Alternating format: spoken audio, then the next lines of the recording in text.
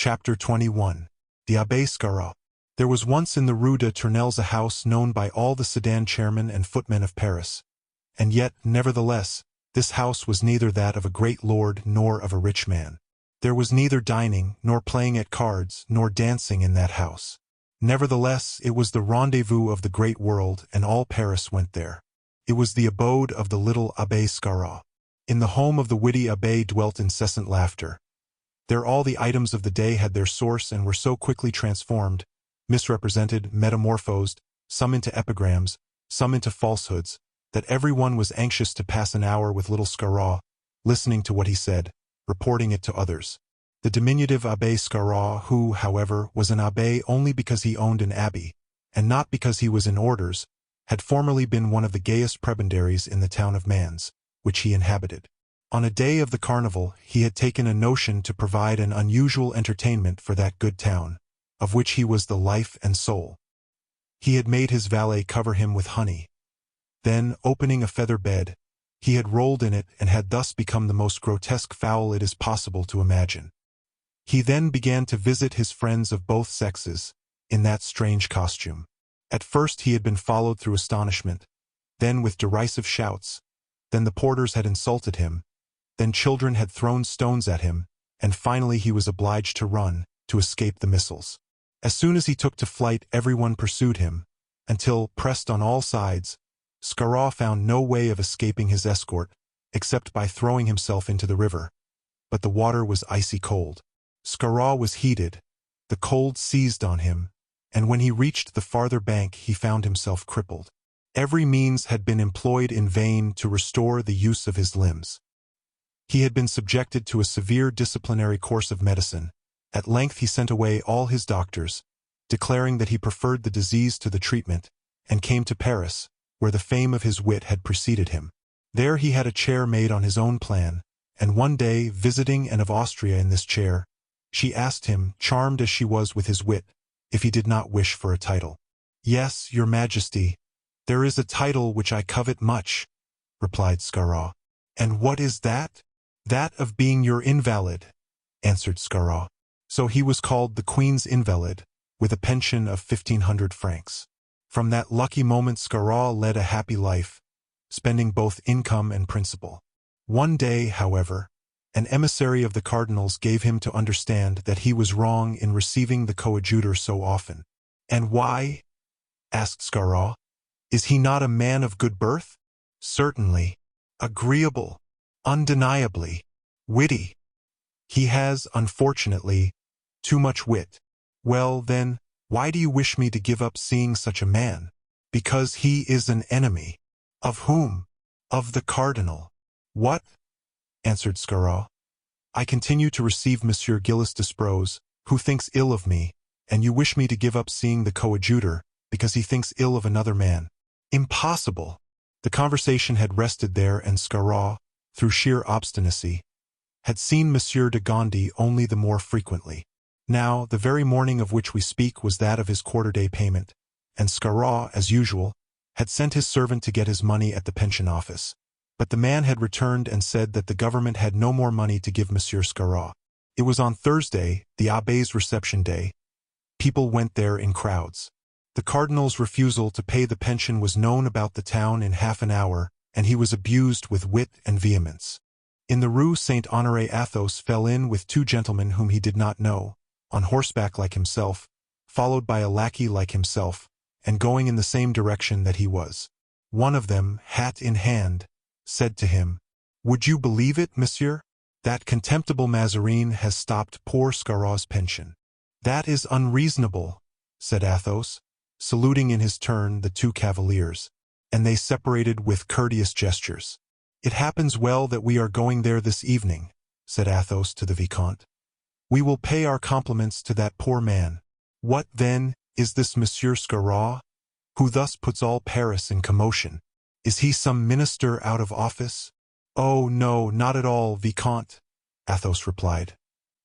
"He is simply a gentleman of great genius who has fallen into disgrace with the cardinal through having written certain verses against him." "Do gentlemen, then, make verses?" asked Raoul naively. "I thought it was derogatory." "So it is, my dear Vicomte. said Athos, laughing. "To make bad ones, but to make good ones increases fame, witness Monsieur de Rotrou. Nevertheless," he continued, in the tone of one who gives wholesome advice, "I think it is better not to make them." "Then," said Raoul, "this Monsieur Scarrat is a poet?" "Yes, you are warned, Vicomte. Consider well what you do in that house. Talk only by gestures, or rather always listen." "Yes, monsieur," replied Raoul. "You will see me talking with one of my friends, the Abbé d'Herblay, of whom you have often heard me speak." "I remember him, monsieur. Come near to us from time to time as if to speak, but do not speak, and do not listen.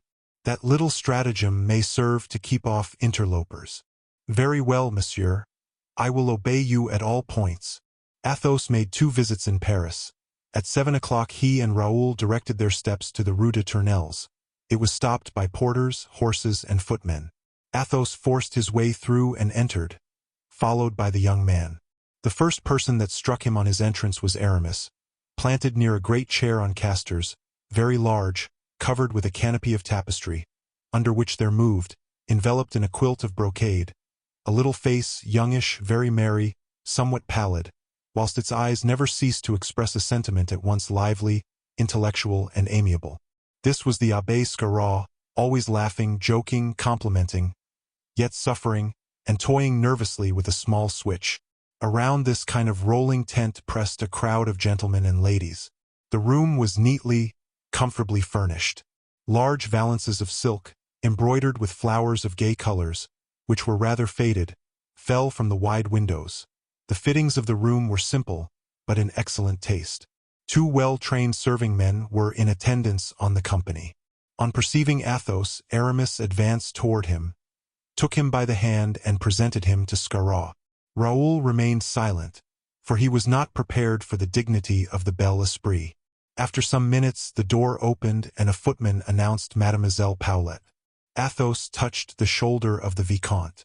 "Look at this lady, Raoul, she is an historic personage. It was to visit her King Henry IV. Was going when he was assassinated." Everyone thronged around Mademoiselle Paulette, for she was always very much the fashion. She was a tall woman, with a slender figure and a forest of golden curls, such as Raphael was fond of and Titian has painted all his Magdalens with. This fawn-colored hair, or perhaps the sort of ascendancy which she had over other women, gave her the name of La Lyon. Mademoiselle Paulette took her accustomed seat, but before sitting down, she cast, in all her queen-like grandeur, a look around the room, and her eyes rested on Raoul. Athos smiled. "Mademoiselle Paulette has observed you, Vicomte. Go and bow to her. Don't try to appear anything but what you are, a true country youth. On no account speak to her of Henry IV. When shall we 2 walk together?" Athos then said to Aramis, "Presently. There are not a sufficient number of people here yet. We shall be remarked." At this moment the door opened and in walked the coadjutor. At this name everyone looked around, for his was already a very celebrated name. Athos did the same. He knew the Abbé de Gondy only by report. He saw a little dark man, ill-made and awkward with his hands in everything, except drawing a sword and firing a pistol, with something haughty and contemptuous in his face. Scarrat turned around toward him and came to meet him in his chair. "Well," said the coadjutor on seeing him, "you are in disgrace, then, Abbé?" This was the orthodox phrase. It had been said that evening 100 times, and Scarrat was at his 100th bon mot on the subject. He was very nearly at the end of his humoristic tether, but one despairing effort saved him. "Monsieur, the Cardinal Mazarin has been so kind as to think of me," he said. "But how can you continue to receive us?" asked the coadjutor. "If your income is lessened, I shall be obliged to make you a canon of Notre Dame." "Oh, no!" cried Scarrat. "I should compromise you too much. Perhaps you have resources of which we are ignorant? I shall borrow from the Queen." "But Her Majesty has no property," interposed Aramis. At this moment the door opened and Madame de Chevreuse was announced. Every one arose. Scarrat turned his chair toward the door. Raoul blushed. Athos made a sign to Aramis, who went and hid himself in the enclosure of a window. In the midst of all the compliments that awaited her on her entrance, The Duchess seemed to be looking for someone. At last she found out Raoul and her eyes sparkled. She perceived Athos and became thoughtful. She saw Aramis in the seclusion of the window and gave a start of surprise behind her fan. "Apropos," she said, as if to drive away thoughts that pursued her in spite of herself. "How is poor Voiture, do you know, Scarrat?" "What, is Monsieur Voiture ill?" inquired a gentleman who had spoken to Athos in the Rue Saint-Honoré.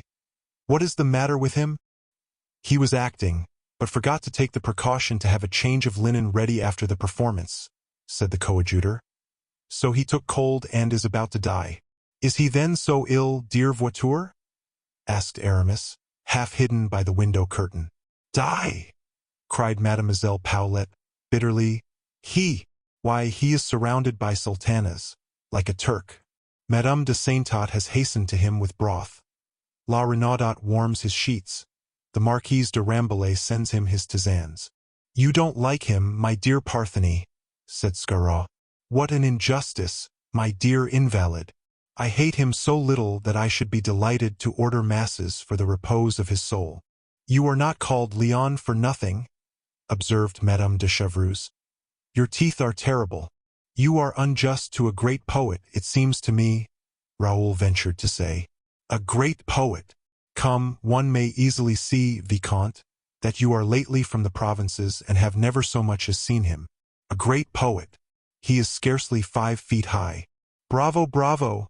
cried a tall man with an enormous mustache and a long rapier. "Bravo, fair Paulet! It is high time to put little Voiture in his right place. For my part, I always thought his poetry detestable, and I think I know something about poetry." "Who is this officer?" inquired Raoul of Athos. "Who is speaking?" "Monsieur de Scudery, the author of Clelie and of Le Grand Cyrus, which were composed partly by him and partly by his sister, who is now talking to that pretty person yonder, near Monsieur Scarrat." Raoul turned and saw 2 faces just arrived. One was perfectly charming, delicate, pensive, shaded by beautiful dark hair, and eyes soft as velvet, like those lovely flowers, the heartsease, in which shine out the golden petals. The other, of mature age, seemed to have the former one under her charge, and was cold, dry, and yellow, the true type of a duenna or a devotee. Raoul resolved not to quit the room without having spoken to the beautiful girl with the soft eyes, who by a strange fancy, although she bore no resemblance, reminded him of his poor little Louise, whom he had left in the Château de la Vallière and whom, in the midst of all the party, he had never for one moment quite forgotten. Meantime Aramis had drawn near to the coadjutor, who, smiling all the while, contrived to drop some words into his ear. Aramis, notwithstanding his self-control, could not refrain from a slight movement of surprise. "Laugh, then," said Monsieur de Retz. "They are looking at us." And leaving Aramis, he went to talk with Madame de Chevreuse, who was in the midst of a large group. Aramis affected a laugh, to divert the attention of certain curious listeners, and perceiving that Athos had betaken himself to the embrasure of a window and remained there, he proceeded to join him, throwing out a few words carelessly as he moved through the room. As soon as the 2 friends met, they began a conversation which was emphasized by frequent gesticulation.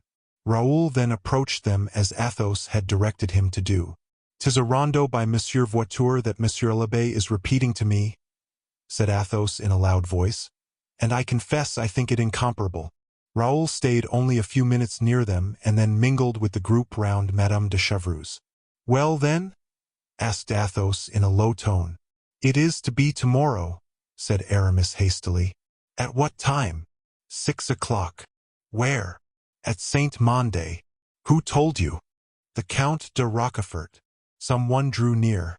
And then philosophic ideas are wholly wanting in Voiture's works, but I am of the same opinion as the coadjutor. He is a poet, a true poet. Aramis spoke so as to be heard by everybody. "And I, too," murmured the young lady with the velvet eyes. "I have the misfortune also to admire his poetry exceedingly." "Monsieur Scarrat, do me the honor," said Raoul, blushing, "to tell me the name of that young lady whose opinion seems so different from that of others of the company." "Ah, my young Vicomte," replied Scarrat, "I suppose you wish to propose to her an alliance offensive and defensive." Raoul blushed again. "You asked the name of that young lady. She is called the Fair Indian." "Excuse me, sir," returned Raoul, blushing still more deeply. "I know no more than I did before. Alas, I am from the country, which means that you know very little about the nonsense which here flows down our streets. So much the better, young man, so much the better. Don't try to understand it, you will only lose your time." "You forgive me then, sir," said Raoul, "and you will deign to tell me who is the person that you call the young Indian?" "Certainly, one of the most charming persons that lives, Mademoiselle Frances d'Aubagne." "Does she belong to the family of the celebrated Agrippa, the friend of Henry IV?" "His granddaughter. She comes from Martinique, so I call her the beautiful Indian." Raoul looked surprised, and his eyes met those of the young lady, who smiled. The company went on speaking of the poet Voiture. "Monsieur," said Mademoiselle d'Aubagne to Scarrat, as if she wished to join in the conversation he was engaged in with Raoul, "do you not admire Monsieur Voiture's friends? Listen how they pull him to pieces even whilst they praise him. One takes away from him all claim to good sense, another robs him of his poetry, a third of his originality, another of his humor, another of his independence of character, a sixth, but, good heavens, what will they leave him?" As Mademoiselle de Scudery remarks. Scarrat and Raoul laughed. The fair Indian, astonished at the sensation her observation produced, looked down and resumed her air of naivete. Athos, still within the enclosure of the window, watched this scene with a smile of disdain on his lips. "Tell the Comte de la Fère to come to me," said Madame de Chevreuse. "I want to speak to him." "And I," said the coadjutor, "want it to be thought that I do not speak to him. I admire, I love him, for I know his former adventures, but I shall not speak to him until the day after tomorrow." "And why day after tomorrow?" asked Madame de Chevreuse. "You will know that tomorrow evening," said the coadjutor, smiling. "Really, my dear Gondy," said the Duchess, "you remind one of the Apocalypse. Monsieur de Herblay," she added, turning toward Aramis, "will you be my servant once more this evening?" "How can you doubt it?" replied Aramis. "This evening, tomorrow, always, command me." "I will, then. Go and look for the Comte de la Fère. I wish to speak with him." Aramis found Athos and brought him. "Monsieur le Comte," said the Duchess, giving him a letter, "here is what I promised you. Our young friend will be extremely well received. Madam, he is very happy in owing any obligation to you. You have no reason to envy him on that score, for I owe to you the pleasure of knowing him," replied the witty woman, with a smile which recalled Marie Michon to Aramis and to Athos. As she uttered that bon mot, she arose and asked for her carriage. Mademoiselle Paulette had already gone. Mademoiselle de Scudery was going. "Vicomte," said Athos to Raoul, "follow the Duchess. Beg her to do you the favor to take your arm in going downstairs, and thank her as you descend." The fair Indian approached Scarrat. "You are going already?" he said. "One of the last, as you see. If you hear anything of Monsieur Voiture, be so kind as to send me word tomorrow." "Oh," said Scarrat, "he may die now." "Why?" asked the young girl with the velvet eyes. "Certainly. His panegyric has been uttered." They parted, laughing, she turning back to gaze at the poor paralytic man with interest, he looking after her with eyes of love. One by one the several groups broke up. Scarrat seemed not to observe that certain of his guests had talked mysteriously, that letters had passed from hand to hand, and that the assembly had seemed to have a secret purpose quite apart from the literary discussion carried on with so much ostentation. What was all that to Scarrat? At his house rebellion could be planned with impunity, for, as we have said, since that morning he had ceased to be the Queen's invalid. As to Raoul, he had attended the Duchess to her carriage, where, as she took her seat, she gave him her hand to kiss. Then, by one of those wild caprices which made her so adorable and at the same time so dangerous, she had suddenly put her arm around his neck and kissed his forehead, saying, "Vicomte, may my good wishes and this kiss bring you good fortune." Then she had pushed him away and directed the coachman to stop at the Hôtel de Luynes. The carriage had started. Madame de Chevreuse had made a parting gesture to the young man, and Raoul had returned in a state of stupefaction. Athos surmised what had taken place and smiled. "Come, Vicomte," he said. "It is time for you to go to bed. You will start in the morning for the army of Monsieur le Prince. Sleep well your last night as citizen." "I am to be a soldier then?" said the young man. "Oh, monsieur, I thank you with all my heart." "Adieu, Count," said the abbé de Herblay. "I return to my convent." "Adieu, abbé," said the coadjutor. "I am to preach tomorrow and have 20 texts to examine this evening." "Adieu, gentlemen," said the count. "I am going to sleep 24 hours. I am just falling down with fatigue." The three men saluted one another, whilst exchanging a last look. Scarrat followed their movements with a glance from the corner of his eye. "Not one of them will do as he says," he murmured with his little monkey smile. "But they may do as they please, the brave gentlemen. Who knows if they will not manage to restore to me my pension? They can move their arms, they can, and that is much. Alas, I have only my tongue, but I will try to show that it is good for something. Ho there, Champenois, here it is 11 o'clock. Come and roll me to bed. Really, that Demoiselle d'Aubaine is very charming." So the invalid disappeared soon afterward and went into his sleeping room, and one by one the lights in the salon of the Rue de Tournelles were extinguished. Chapter 22. Saint Denis. The day had begun to break when Athos arose and dressed himself. It was plain, by a paleness still greater than usual, and by those traces which loss of sleep leaves on the face, that he must have passed almost the whole of the night without sleeping. Contrary to the custom of a man so firm and decided, there was this morning in his personal appearance something tardy and irresolute. He was occupied with the preparations for Raoul's departure and was seeking to gain time. In the first place he himself furbished a sword, which he drew from its perfumed leather sheath. He examined it to see if its hilt was well guarded and if the blade was firmly attached to the hilt. Then he placed at the bottom of the valise belonging to the young man a small bag of Louis, called Olivain, the lackey who had followed him from Blois, and made him pack the valise under his own eyes, watchful to see that everything should be put in which might be useful to a young man entering on his first campaign. At length, after occupying about an hour in these preparations, he opened the door of the room in which the Vicomte slept and entered. The sun, already high, penetrated into the room through the window, the curtains of which Raoul had neglected to close on the previous evening. He was still sleeping, his head gracefully reposing on his arm. Athos approached and hung over the youth in an attitude full of tender melancholy. He looked long on this young man, whose smiling mouth and half-closed eyes bespoke soft dreams and lightest slumber, as if his guardian angel watched over him with solicitude and affection. By degrees Athos gave himself up to the charms of his reverie in the proximity of youth, so pure, so fresh.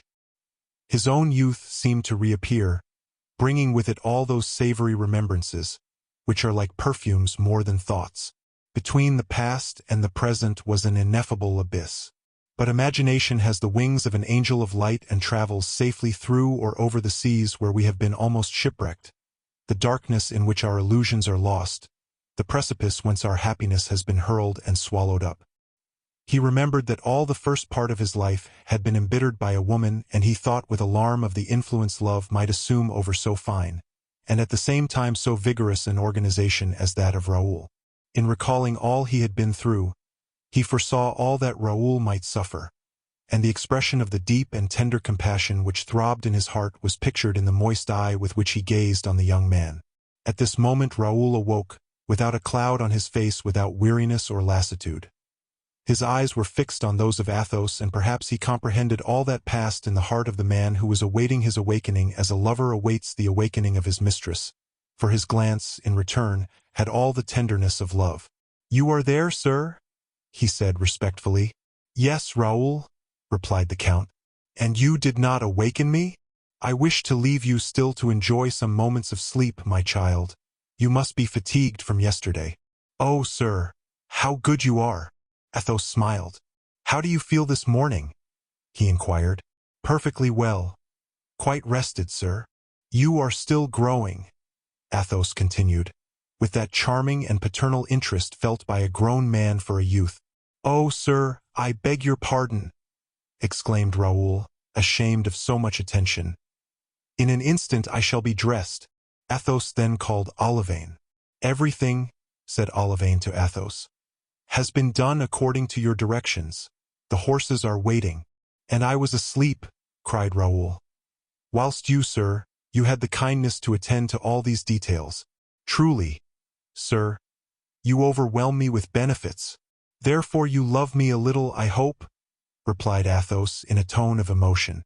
"Oh, sir, God knows how much I love, revere you." "See that you forget nothing," said Athos, appearing to look about him, that he might hide his emotion. "No, indeed, sir," answered Raoul. The servant then approached Athos and said, hesitatingly, "Monsieur le Vicomte has no sword." "'Tis well," said Athos. "I will take care of that." They went downstairs, Raoul looking every now and then at the Count to see if the moment of farewell was at hand, but Athos was silent. When they reached the steps, Raoul saw 3 horses. "Oh, sir, then you are going with me?" "I will accompany you a portion of the way," said Athos. Joy shone in Raoul's eyes, and he leaped lightly to his saddle.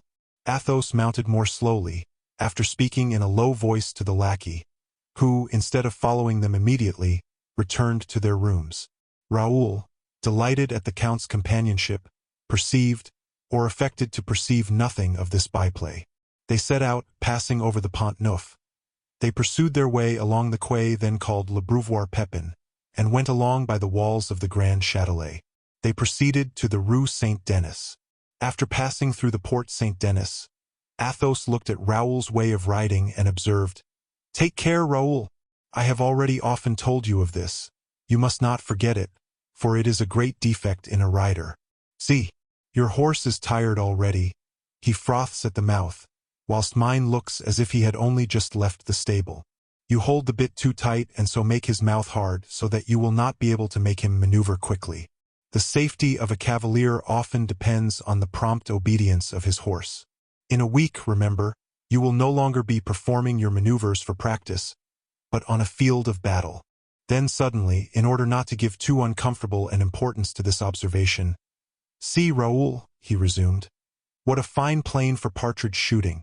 The young man stored in his mind the admonition whilst he admired the delicate tenderness with which it was bestowed.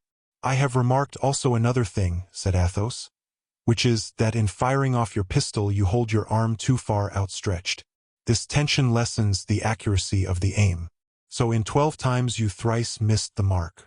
"Which you, sir, struck 12 times," answered Raoul, smiling, "because I bent my arm and rested my hand on my elbow. So, do you understand what I mean?" "Yes, sir.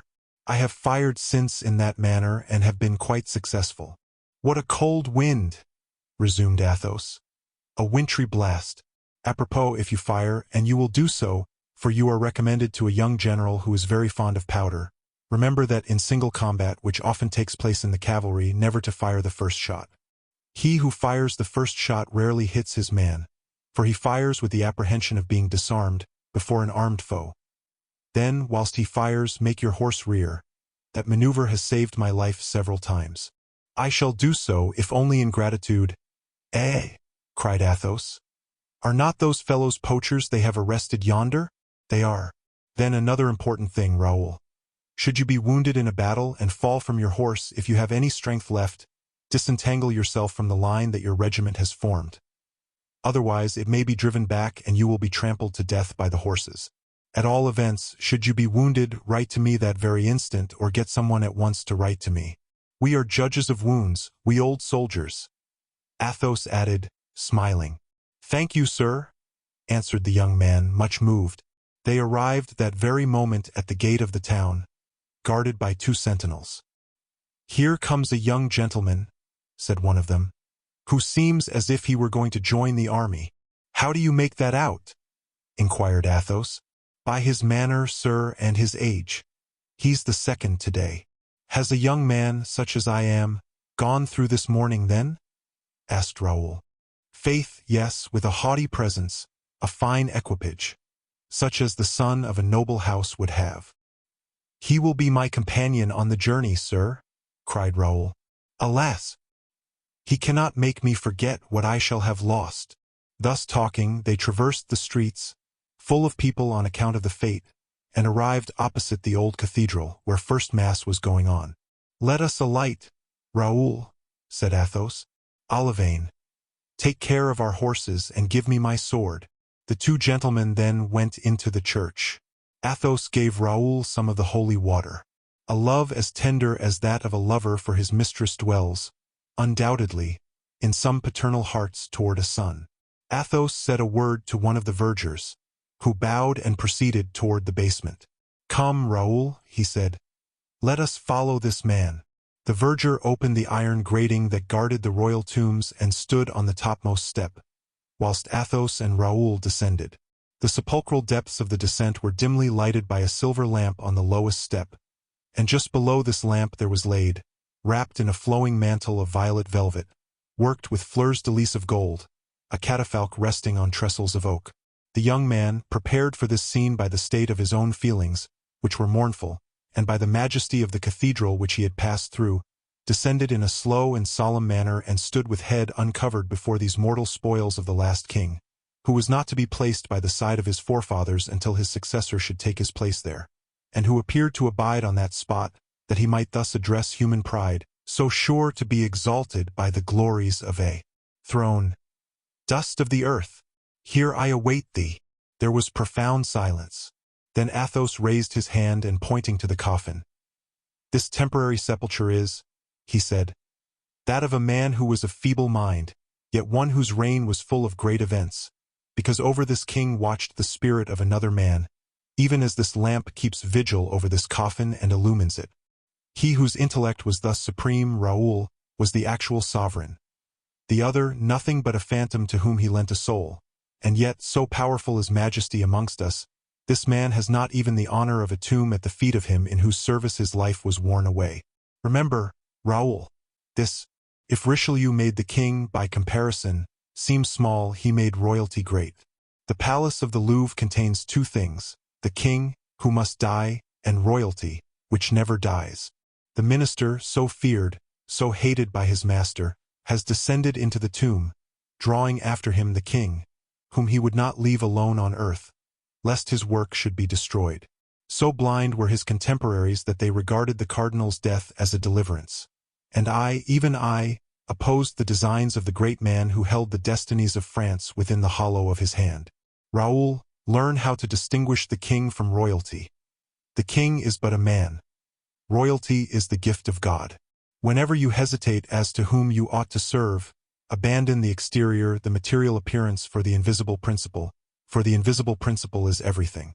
Raoul, I seem to read your future destiny as through a cloud. It will be happier, I think, than ours has been. Different in your fate from us, you will have a king without a minister, whom you may serve, love, respect. Should the king prove a tyrant, for power begets tyranny, serve, love, respect royalty, that divine right, that celestial spark which makes this dust still powerful and holy, so that we, gentlemen nevertheless of rank and condition, are as nothing in comparison with the cold corpse there extended. "I shall adore God, sir," said Raoul, "respect royalty, and ever serve the king. And if death be my lot, I hope to die for the king, for royalty and for God. Have I, sir, comprehended your instructions?" Athos smiled. "Yours is a noble nature." He said, "Here is your sword." Raoul bent his knee to the ground.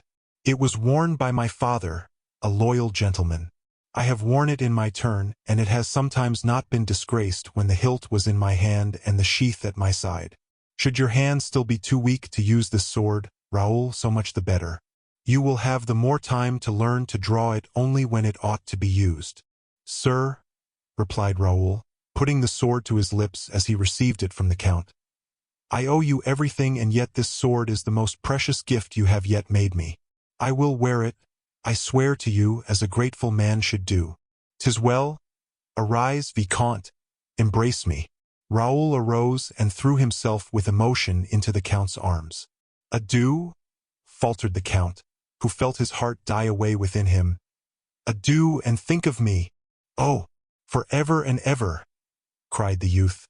"Oh, I swear to you, sir, should any harm befall me, your name will be the last name that I shall utter, the remembrance of you my last thought." Athos hastened upstairs to conceal his emotion, and regained with hurried steps the porch where Olivain was waiting with the horses. "Olivain," said Athos, showing the servant Raoul's shoulder-belt, "tighten the buckle of the sword, it falls too low. You will accompany Monsieur le Vicomte till Grimaud rejoins you. You know, Raoul, Grimaud is an old and zealous servant. He will follow you." "Yes, sir," answered Raoul. "Now to horse, that I may see you depart." Raoul obeyed. "Adieu, Raoul," said the Count. "Adieu, my dearest boy. Adieu, sir. Adieu, my beloved protector." Athos waved his hand. He dared not trust himself to speak, and Raoul went away, his head uncovered.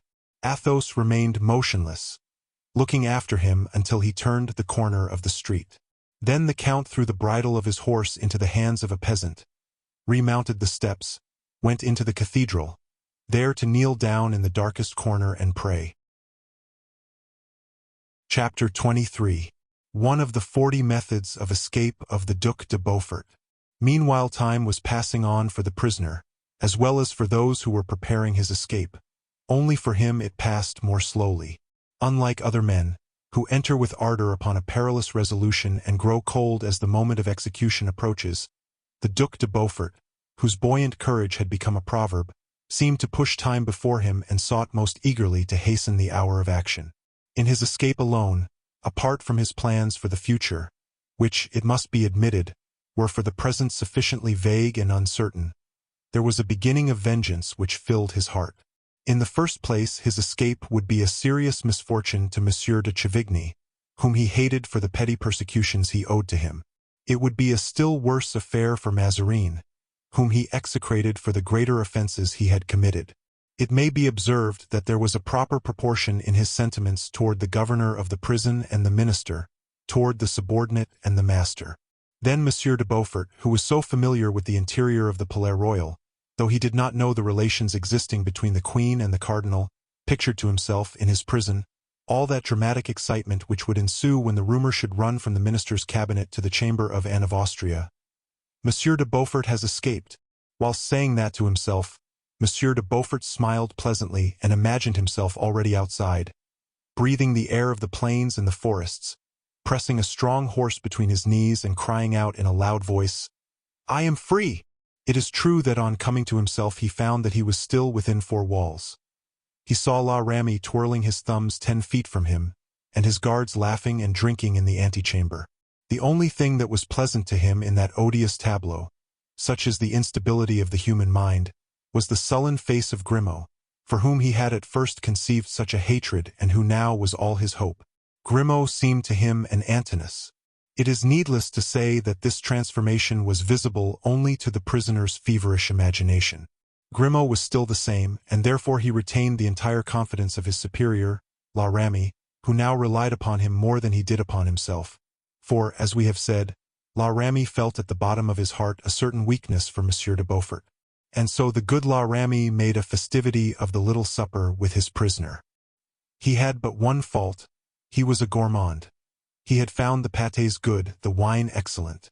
Now the successor of Père Marteau had promised him a pâté of pheasant instead of a pâté of fowl, and Chambertin wine instead of Macon.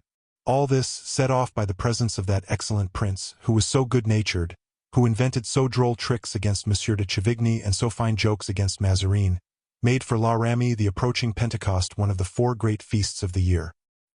He therefore looked forward to 6 o'clock with as much impatience as the Duke himself. Since daybreak La Ramee had been occupied with the preparations, and trusting no one but himself, he had visited personally the successor of Père Marteau. The latter had surpassed himself.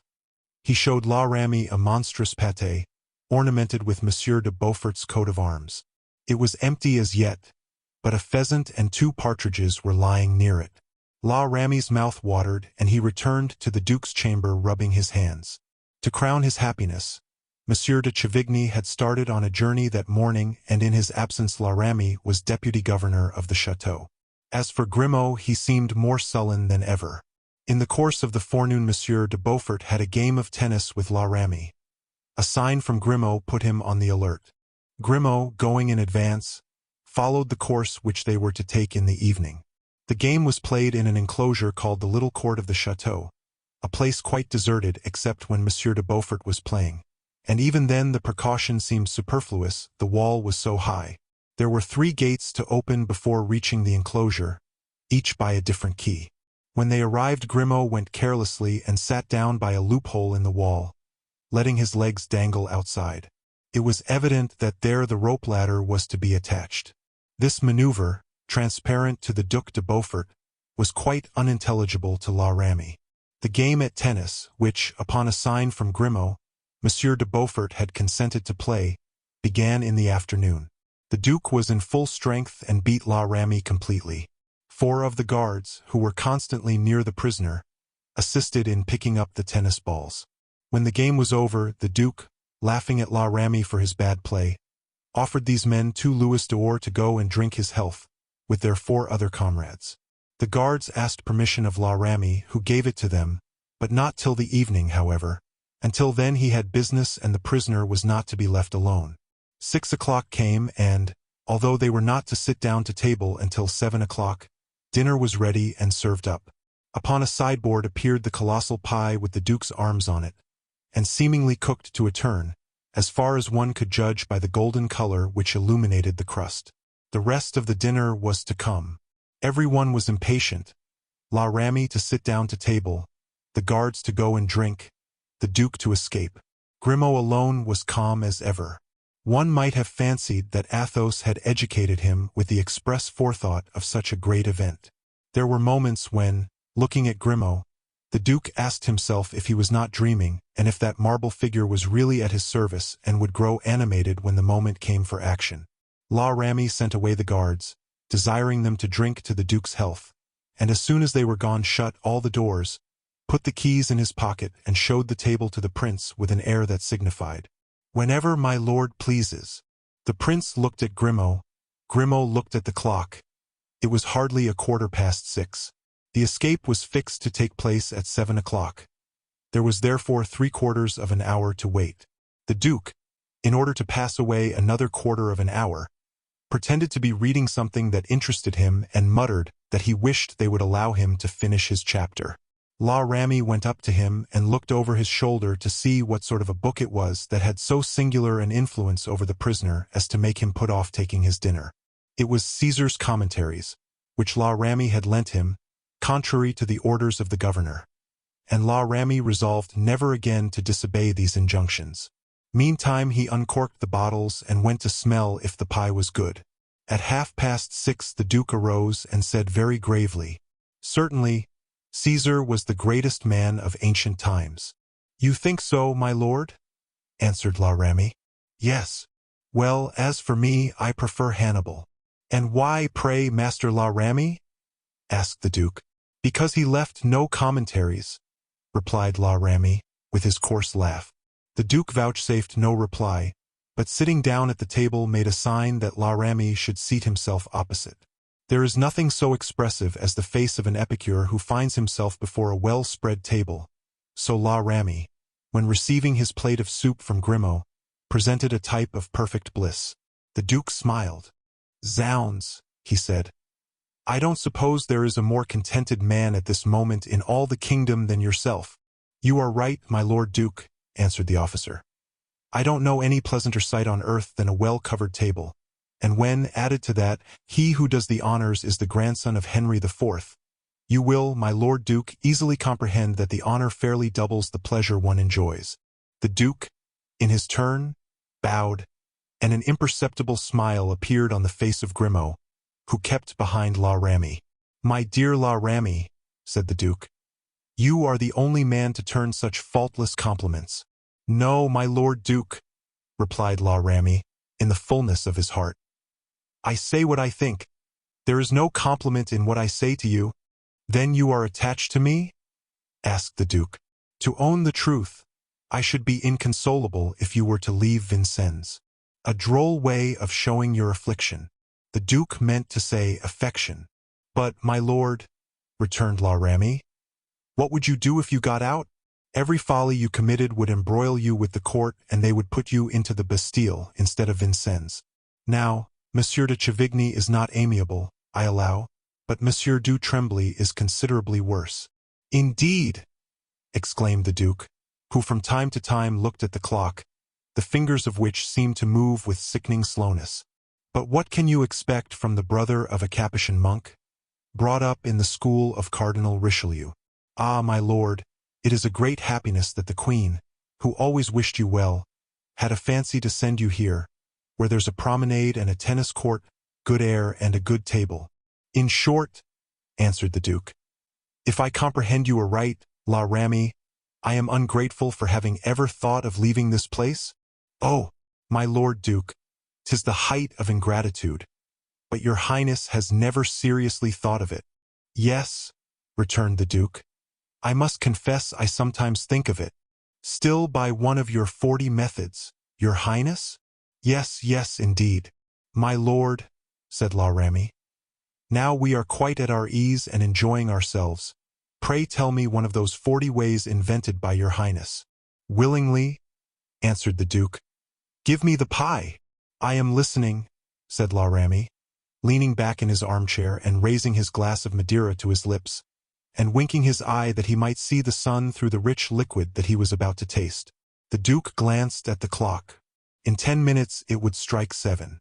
Grimaud placed the pie before the Duke, who took a knife with a silver blade to raise the upper crust. But La Ramee, who was afraid of any harm happening to this fine work of art, passed his knife, which had an iron blade, to the Duke.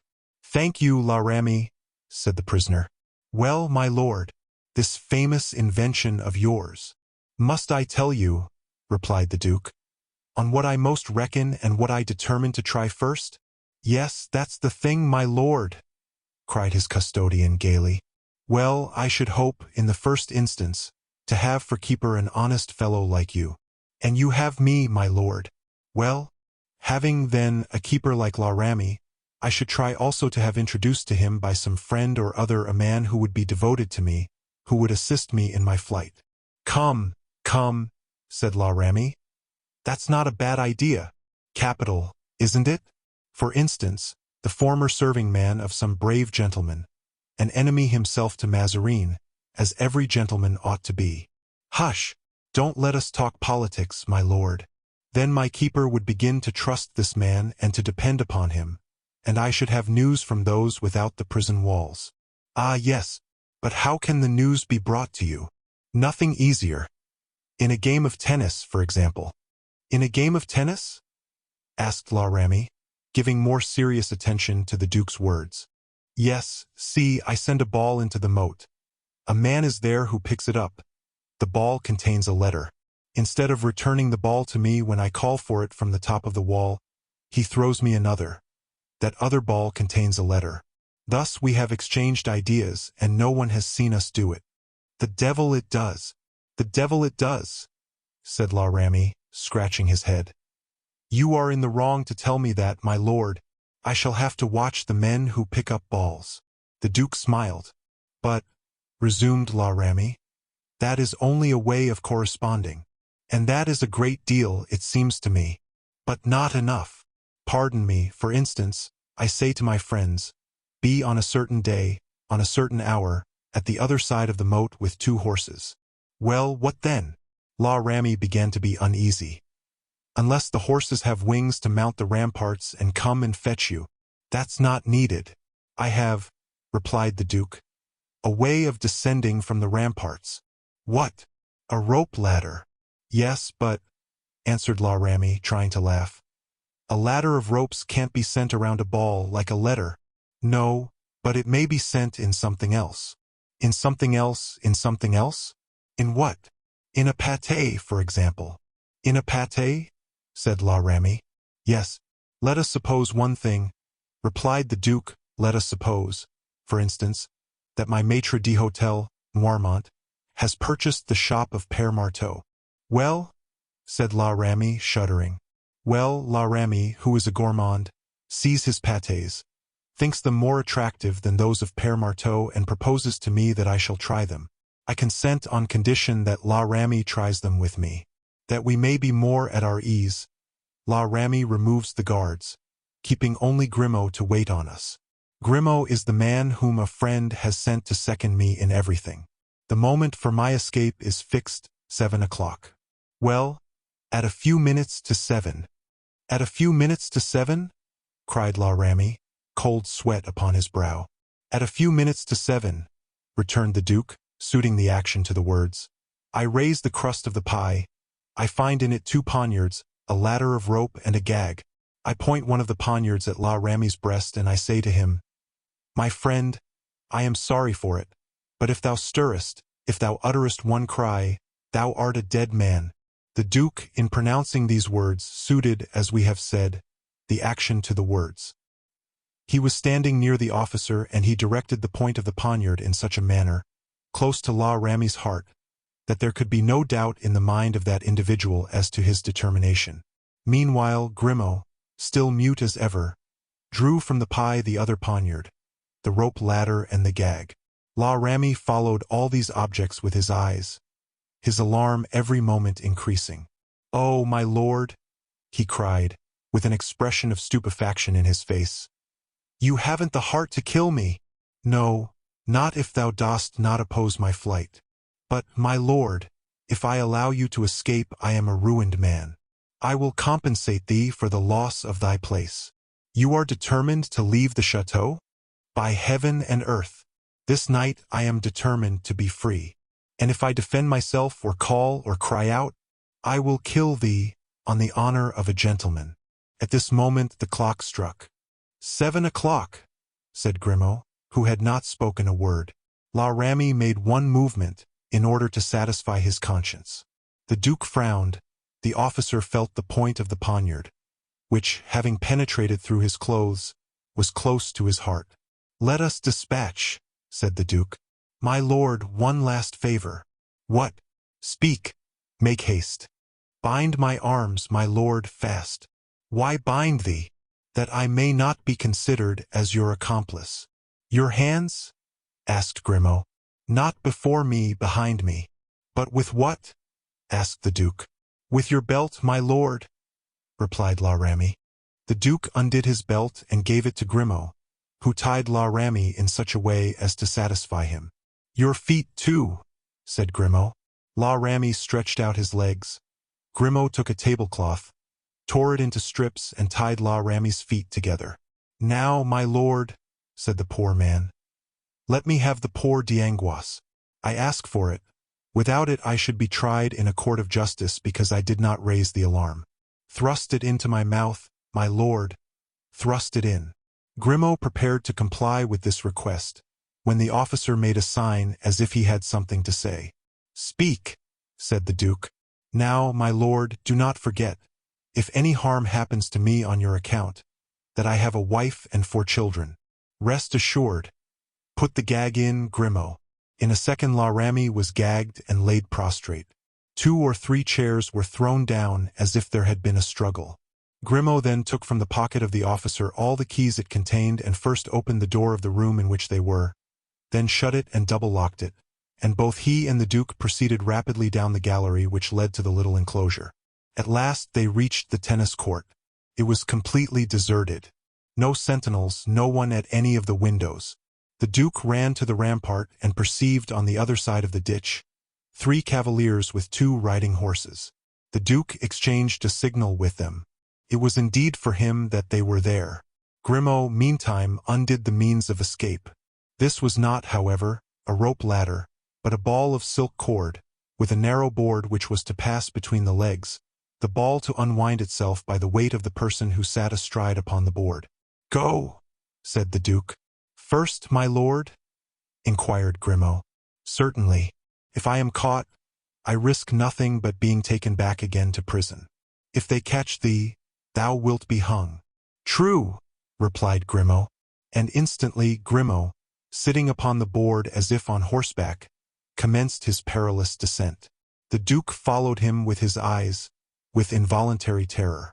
He had gone down about 3/4 of the length of the wall when the cord broke. Grimaud fell, precipitated into the moat. The Duke uttered a cry, but Grimaud did not give a single moan. He must have been dreadfully hurt, for he did not stir from the place where he fell. Immediately one of the men who were waiting slipped down into the moat, tied under Grimaud's shoulders the end of a cord, and the remaining two, who held the other end, drew Grimaud to them. "Descend, my lord," said the man in the moat. "There are only 15 feet more from the top down here, and the grass is soft." The Duke had already begun to descend. His task was the more difficult, as there was no board to support him. He was obliged to let himself down by his hands and from a height of 50 feet. But as we have said, he was active, strong, and full of presence of mind. In less than 5 minutes he arrived at the end of the cord. He was then only 15 feet from the ground, as the gentleman below had told him. He let go the rope and fell upon his feet, without receiving any injury. He instantly began to climb up the slope of the moat, on the top of which he met de Rochefort. The other two gentlemen were unknown to him. Grimaud, in a swoon, was tied securely to a horse. "Gentlemen," said the Duke, "I will thank you later. Now we have not a moment to lose. On then, on. Those who love me, follow me." And he jumped on his horse and set off at full gallop, snuffing the fresh air in his triumph and shouting out, with an expression of face which it would be impossible to describe, "Free! Free! Free!" Chapter 24. The timely arrival of D'Artagnan in Paris. At Blois, D'Artagnan received the money paid to him by Mazarin for any future service he might render the cardinal. From Blois to Paris was a journey of 4 days for ordinary travelers. But D'Artagnan arrived on the 3rd day at the Barrière Saint-Denis.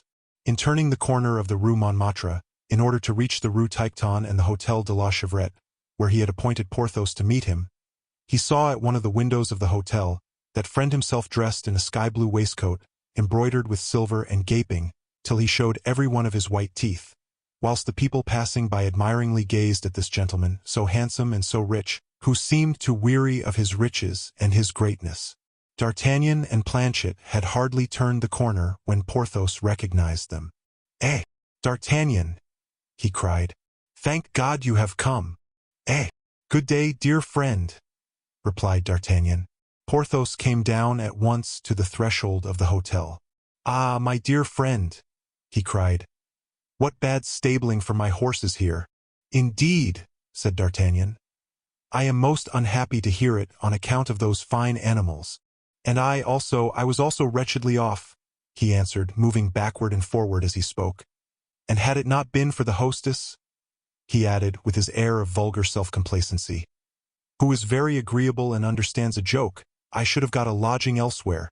The pretty Madeleine, who had approached during this colloquy, stepped back and turned pale as death on hearing Porthos's words, for she thought the scene with the Swiss was about to be repeated. But to her great surprise D'Artagnan remained perfectly calm, and instead of being angry he laughed and said to Porthos, "Yes, I understand. The air of La Rue Tiquetonne is not like that of Pierrefonds. But console yourself, I will soon conduct you to one much better." "When will you do that?" "Immediately, I hope." "Ah, so much the better." To that exclamation of Porthos's succeeded a groaning, low and profound, which seemed to come from behind a door. D'Artagnan, who had just dismounted, then saw, outlined against the wall, the enormous stomach of Musketeer, whose down-drawn mouth emitted sounds of distress. "And you, too, my poor Monsieur Mouston, are out of place in this poor hotel, are you not?" asked D'Artagnan, in that rallying tone which may indicate either compassion or mockery. "He finds the cooking detestable," replied Porthos. "Why, then, doesn't he attend to it himself, as at Chantilly?" "Ah, monsieur, I have not here, as I had there, the ponds of Monsieur le Prince, where I could catch those beautiful carp, nor the forests of His Highness to provide me with partridges. As for the cellar, I have searched every part and poor stuff I found." "Monsieur Mouston," said D'Artagnan, "I should indeed condole with you had I not at this moment something very pressing to attend to." Then, taking Porthos aside, "My dear Du Vallon," he said, "here you are in full dress most fortunately, for I am going to take you to the cardinal's." "Gracious me! Really?" exclaimed Porthos, opening his great wondering eyes. "Yes, my friend." "A presentation? Indeed. Does that alarm you?" "No, but it agitates me." "Oh, don't be distressed. You have to deal with a cardinal of another kind." This one will not oppress you by his dignity. 'Tis the same thing, you understand me, D'Artagnan, a court. There's no court now. Alas! The queen! I was going to say, there's no longer a queen. The queen! Rest assured, we shall not see her. And you say that we are going from here to the Palais Royal? Immediately. Only, that there may be no delay, I shall borrow one of your horses. Certainly. All the 4 are at your service. Oh, I need only one of them for the time being. Shall we take our valets? Yes, you may as well take Musketeer. As to Planchet, he has certain reasons for not going to court. And what are they? Oh, he doesn't stand well with his eminence. Mouston, said Porthos. Saddle Vulcan and Bayard. And for myself, monsieur, shall I saddle Rustaud? No, take a more stylish horse, Phoebus or Superbe. We are going with some ceremony. Ah, said Musketeer, breathing more freely. You are only going, then, to make a visit? Oh, yes, of course, Mouston. Nothing else. But to avoid risk, put the pistols in the holsters. You will find mine on my saddle, already loaded. Mouston breathed a sigh. He couldn't understand visits of ceremony made under arms. Indeed, said Porthos, looking complacently at his old lackey as he went away. You are right, D'Artagnan. Mouston will do. Mouston has a very fine appearance. D'Artagnan smiled. But you, my friend, are you not going to change your dress? No, I shall go as I am. This traveling dress will serve to show the cardinal my haste to obey his commands. They set out on Vulcan and Bayard, followed by Musketeer on Phoebus, and arrived at the Palais Royal at about 6:45. The streets were crowded, for it was the day of Pentecost, and the crowd looked in wonder at these 2 cavaliers. One as fresh as if he had come out of a bandbox, the other so covered with dust that he looked as if he had but just come off a field of battle. Musketeer also attracted attention, and as the romance of Don Quixote was then the fashion, they said that he was Sancho, who, after having lost one master, had found 2. On reaching the palace, D'Artagnan sent to his eminence the letter in which he had been ordered to return without delay. He was soon ordered to the presence of the cardinal. "Courage!" he whispered to Porthos, as they proceeded. "Do not be intimidated. Believe me, the eye of the eagle is closed forever. We have only the vulture to deal with. Hold yourself as bolt upright as on the day of the bastion of St. Gervais, and do not bow too low to this Italian. That might give him a poor idea of you." "Good," answered Porthos. "Good." Mazarin was in his study, working at a list of pensions and benefices, of which he was trying to reduce the number. He saw D'Artagnan and Porthos enter with internal pleasure, yet showed no joy in his countenance. "Ah, you is it? Monsieur le Lieutenant, you have been very prompt. 'Tis well. Welcome to ye." "Thanks, my lord. Here I am at your eminence's service, as well as Monsieur du Vallon, one of my old friends, who used to conceal his nobility under the name of Porthos." Porthos bowed to the cardinal. "A magnificent cavalier," remarked Mazarin. Porthos turned his head to the right and to the left, and drew himself up with a movement full of dignity. "The best swordsman in the kingdom, my lord," said D'Artagnan. Porthos bowed to his friend. Mazarin was as fond of fine soldiers as, in later times, Frederick of Prussia used to be. He admired the strong hands, the broad shoulders, and the steady eye of Porthos. He seemed to see before him the salvation of his administration and of the kingdom, sculptured in flesh and bone. He remembered that the old association of Musketeers was composed of 4 persons. "And your 2 other friends?" he asked. Porthos opened his mouth, thinking it a good opportunity to put in a word in his turn. D'Artagnan checked him by a glance from the corner of his eye. "They are prevented at this moment, but will join us later." Mazarin coughed a little. "And this gentleman, being disengaged, takes to the service willingly?" he asked. "Yes, my lord, and from pure devotion to the cause, for Monsieur de Bracieux is rich." "Rich?" said Mazarin, whom that single word always inspired with a great respect. 50,000 francs a year," said Porthos. These were the first words he had spoken. "From pure zeal?" resumed Mazarin with his artful smile. From pure zeal and devotion, then? My lord has, perhaps, no faith in those words? Said D'Artagnan. Have you, Monsieur le Gascon? Asked Mazarin, supporting his elbows on his desk and his chin on his hands. I, replied the Gascon, I believe in devotion as a word at one's baptism, for instance, which naturally comes before one's proper name. Everyone is naturally more or less devout, certainly, but there should be at the end of one's devotion something to gain.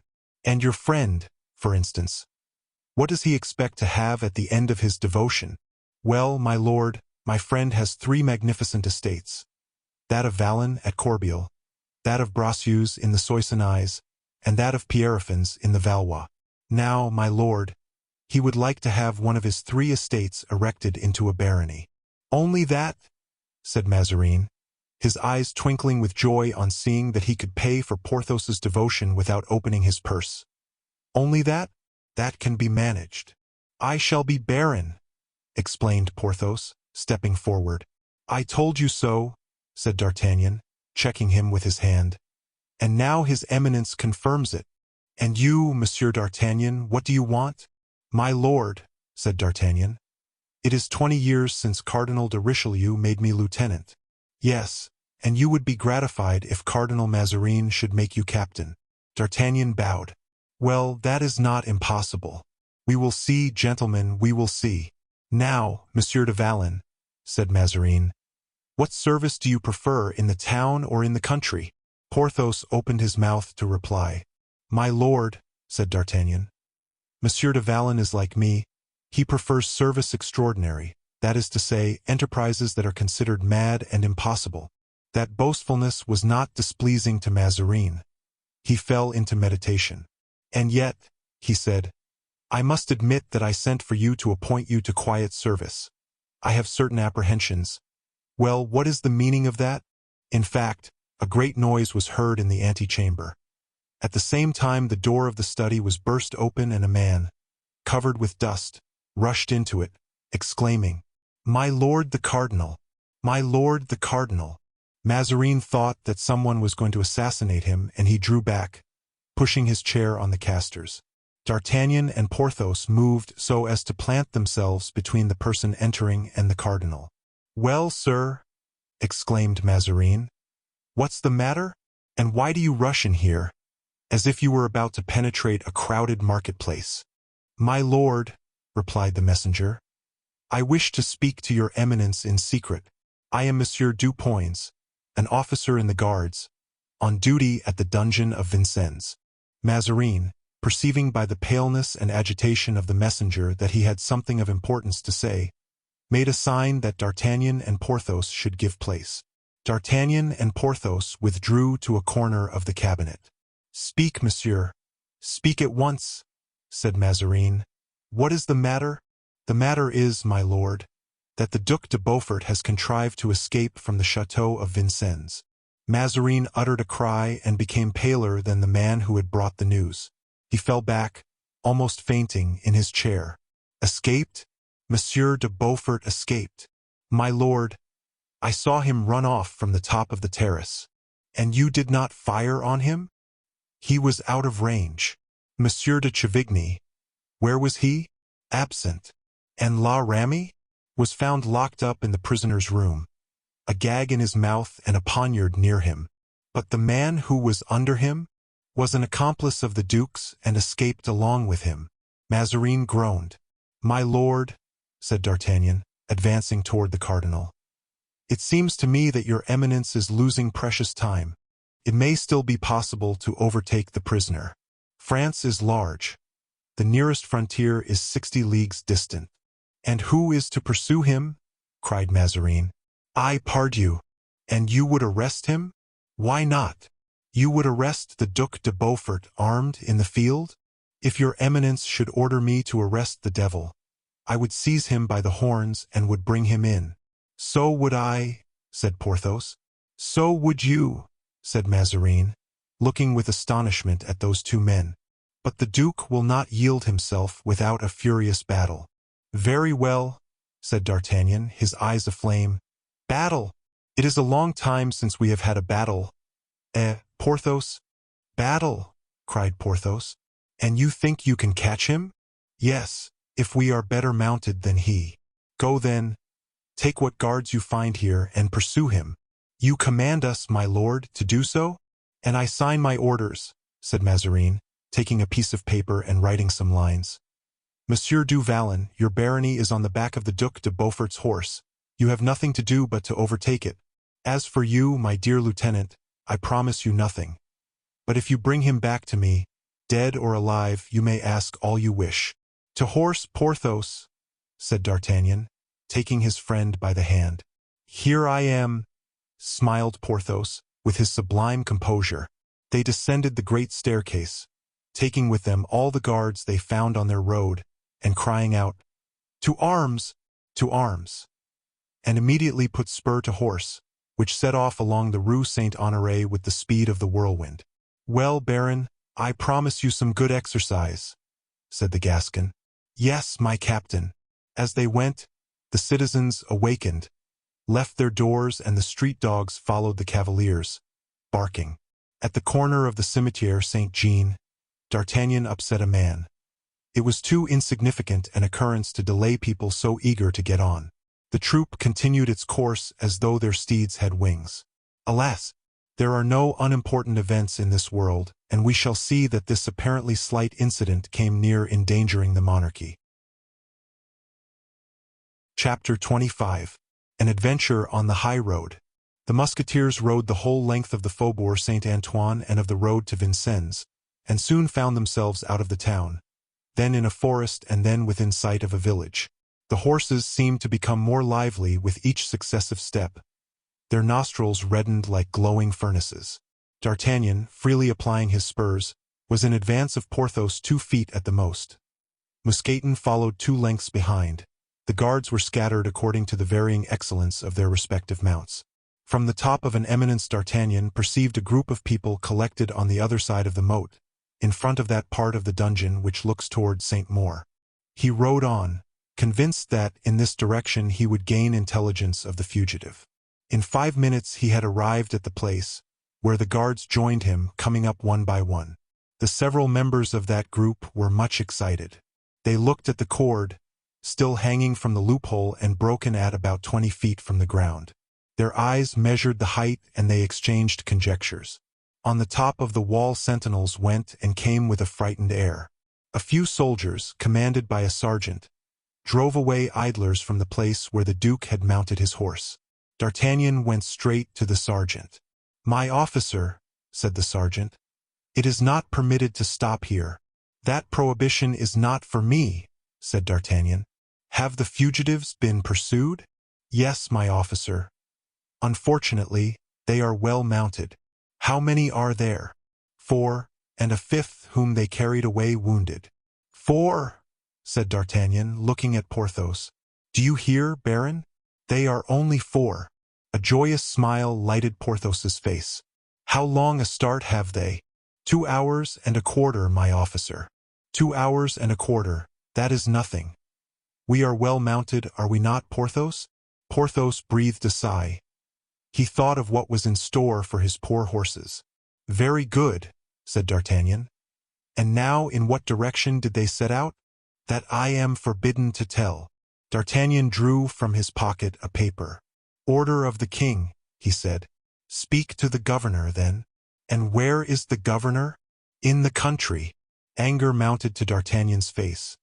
He frowned and his cheeks were colored. Ah, you scoundrel, he said to the sergeant. I believe you are impudent to me. Wait. He unfolded the paper, presented it to the sergeant with one hand, and with the other took a pistol from his holsters and cocked it. Order of the king, I tell you. Read and answer, or I will blow out your brains. The sergeant saw that D'Artagnan was in earnest. The Vendemois road, he replied. And by what gate did they go out? By the Saint-Maur gate. If you are deceiving me, rascal, you will be hanged tomorrow. And if you catch up with them, you won't come back to hang me, murmured the sergeant. D'Artagnan shrugged his shoulders, made a sign to his escort, and started. This way, gentlemen, this way, he cried, directing his course toward the gate that had been pointed out. But, now that the Duke had escaped, The concierge had seen fit to fasten the gate with a double lock. It was necessary to compel him to open it, as the sergeant had been compelled to speak, and this took another 10 minutes. This last obstacle having been overcome, the troop pursued their course with their accustomed ardor. But some of the horses could no longer sustain this pace. 3 of them stopped after an hour's gallop, and 1 fell down. D'Artagnan, who never turned his head, did not perceive it. Porthos told him of it in his calm manner. "If only we 2 arrive," said D'Artagnan. "It will be enough, since the Duke's troop are only 4 in number." "That is true," said Porthos, and he spurred his courser on. At the end of another 2 hours the horses had gone 12 leagues without stopping. Their legs began to tremble, and the foam they shed whitened the doublets of their masters. "Let us rest here an instant to give these poor creatures breathing time," said Porthos. "Let us rather kill them." "Yes, kill them," cried D'Artagnan. "I see fresh tracks. 'Tis not a quarter of an hour since they passed this place. In fact, the road was trodden by horses' feet, visible even in the approaching gloom of evening. They set out. After a run of 2 leagues, Mousqueton's horse sank. "Gracious me," said Porthos, "there's Phoebus ruined. The cardinal will pay you 100 pistoles. I'm above that. Let us set out again at full gallop." "Yes, if we can." But at last the lieutenant's horse refused to go on. He could not breathe. One last spur, instead of making him advance, made him fall. "The devil!" exclaimed Porthos. "There's Vulcan foundered." "Zounds!" cried D'Artagnan. "Then we must stop. Give me your horse, Porthos." "What the devil are you doing?" "By Jove, I am falling, or rather, Bayard is falling," answered Porthos. All 3 then cried, "All's over." "Hush!" said D'Artagnan. "What is it?" "I hear a horse. It belongs to one of our companions, who is overtaking us." "No," said D'Artagnan. "It is in advance." "That is another thing," said Porthos, and he listened toward the quarter indicated by D'Artagnan. "Monsieur," said Mousqueton, who, abandoning his horse on the high road, had come on foot to rejoin his master, "Phoebus could no longer hold out and—" "Silence," said Porthos. In fact, at that moment a second neighing was borne to them on the night wind. "It is 500 feet from here in advance," said D'Artagnan. "True, monsieur," said Mousqueton. "And 500 feet from here is a small hunting house." "Mousqueton, thy pistols," said D'Artagnan. "I have them at hand, monsieur." "Porthos, take yours from your holsters." "I have them." "Good," said D'Artagnan, seizing his own. "Now you understand, Porthos?" "Not too well. We are out on the king's service." "Well, for the king's service we need horses." "That is true," said Porthos. "Then not a word, but set to work." They went on through the darkness, silent as phantoms. They saw a light glimmering in the midst of some trees. "Yonder is the house, Porthos," said the Gascon. "Let me do what I please and do you what I do." They glided from tree to tree till they arrived at 20 steps from the house unperceived, and saw by means of a lantern suspended under a hut, for fine horses. A groom was rubbing them down. Near them were saddles and bridles. D'Artagnan approached quickly, making a sign to his 2 companions to remain a few steps behind. "I buy those horses," he said to the groom. The groom turned toward him with a look of surprise, but made no reply. "Didn't you hear, fellow?" "Yes, I heard." "Why, then, didn't you reply?" "Because these horses are not to be sold," was the reply. "I take them, then," said the lieutenant, and he took hold of one within his reach. His 2 companions did the same thing. "Sir," cried the groom, "they have traversed 6 leagues and have only been unsaddled half an hour." "Half an hour's rest is enough," replied the Gascon. The groom cried aloud for help. A kind of steward appeared, just as D'Artagnan and his companions were prepared to mount. The steward attempted to expostulate. "My dear friend," cried the lieutenant, "if you say a word I will blow out your brains." "But, sir," answered the steward, "do you know that these horses belong to Monsieur de Montbazon? So much the better. They must be good animals, then." "Sir, I shall call my people." And I mine. I've 10 guards behind me, don't you hear them gallop? And I'm one of the king's musketeers. Come, Porthos. Come, Musketeer. They all mounted the horses as quickly as possible. Halloo! Hi! Hi! Cried the steward. The house servants with the carbines. On! On! Cried D'Artagnan. There'll be firing. On! They all set off, swift as the wind. Here! Cried the steward. Here! Whilst the groom ran to a neighboring building. Take care of your horses, cried D'Artagnan to him. Fire! Replied the steward. A gleam, like a flash of lightning, illumined the road, and with the flash was heard the whistling of balls, which were fired wildly in the air. They fire like grooms, said Porthos. In the time of the cardinal people fired better than that. Do you remember the road to Crèvecoeur, Musketeer? Ah, sir, my left side still pains me. Are you sure we are on the right track, Lieutenant? Egad, didn't you hear? These horses belong to Monsieur de Montbazon. Well, Monsieur de Montbazon is the husband of Madame de Montbazon. And Madame de Montbazon is the mistress of the Duc de Beaufort. Ah, I understand, replied Porthos. She has ordered relays of horses. Exactly so. And we are pursuing the Duke with the very horses he has just left? My dear Porthos, you are really a man of most superior understanding, said D'Artagnan, with a look as if he spoke against his conviction. Pooh! Replied Porthos. I am what I am. They rode on for an hour, till the horses were covered with foam and dust. Zounds! What is yonder? Cried D'Artagnan. You are very lucky if you see anything such a night as this, said Porthos. Something bright. I, too, cried Musketeer. Saw them also. Ah! Have we overtaken them? Good. A dead horse? Said D'Artagnan, pulling up his horse, which shied. It seems their horses, too, are breaking down as well as ours.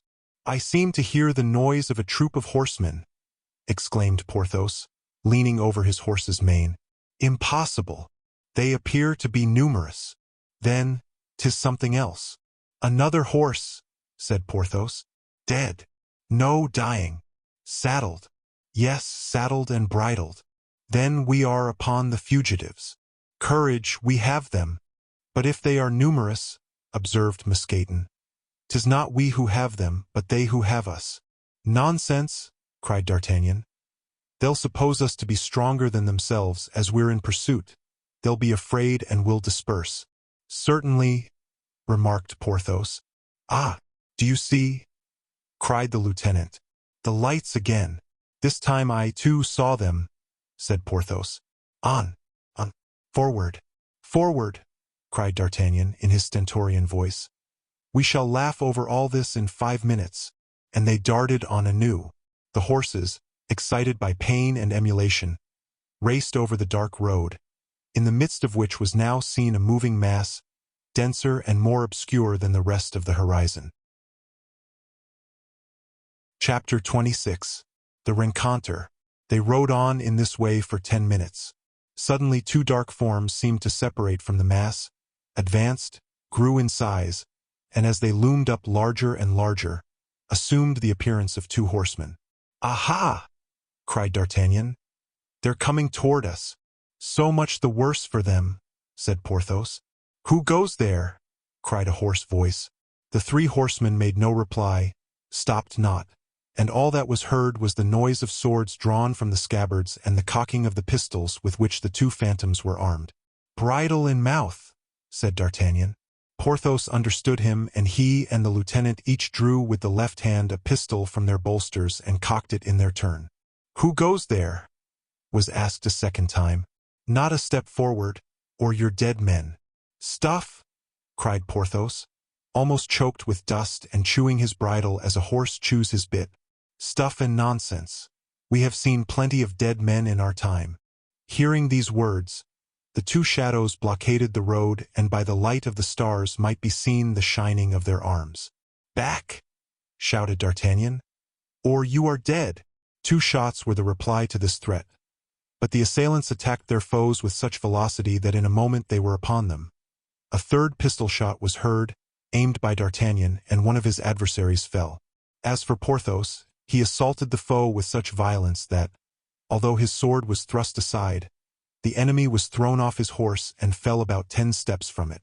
"Finish, Mouston! Finish the work!" cried Porthos, and he darted on beside his friend, who had already begun a fresh pursuit. "Well," said Porthos. "I've broken my man's skull," cried D'Artagnan. "And you?" "I've only thrown the fellow down. But hark!" Another shot of a carbine was heard. It was Mousqueton, who was obeying his master's command. "On! On!" cried D'Artagnan. "All goes well. We have the first throw." "Ha! Ha!" answered Porthos. "Behold, other players appear." And in fact, 2 other cavaliers made their appearance, detached, as it seemed, from the principal group. They again disputed the road. This time the lieutenant did not wait for the opposite party to speak. "Stand aside!" he cried. "Stand off the road! What do you want?" asked a voice. "The Duke!"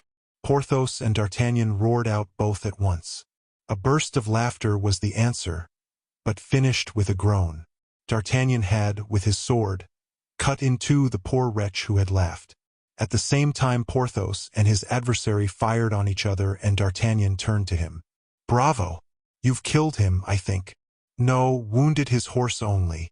"What would you have, my dear fellow? One doesn't hit the bullseye every time. It is something to hit inside the ring." "Oh, parbleu! What is the matter with my horse?"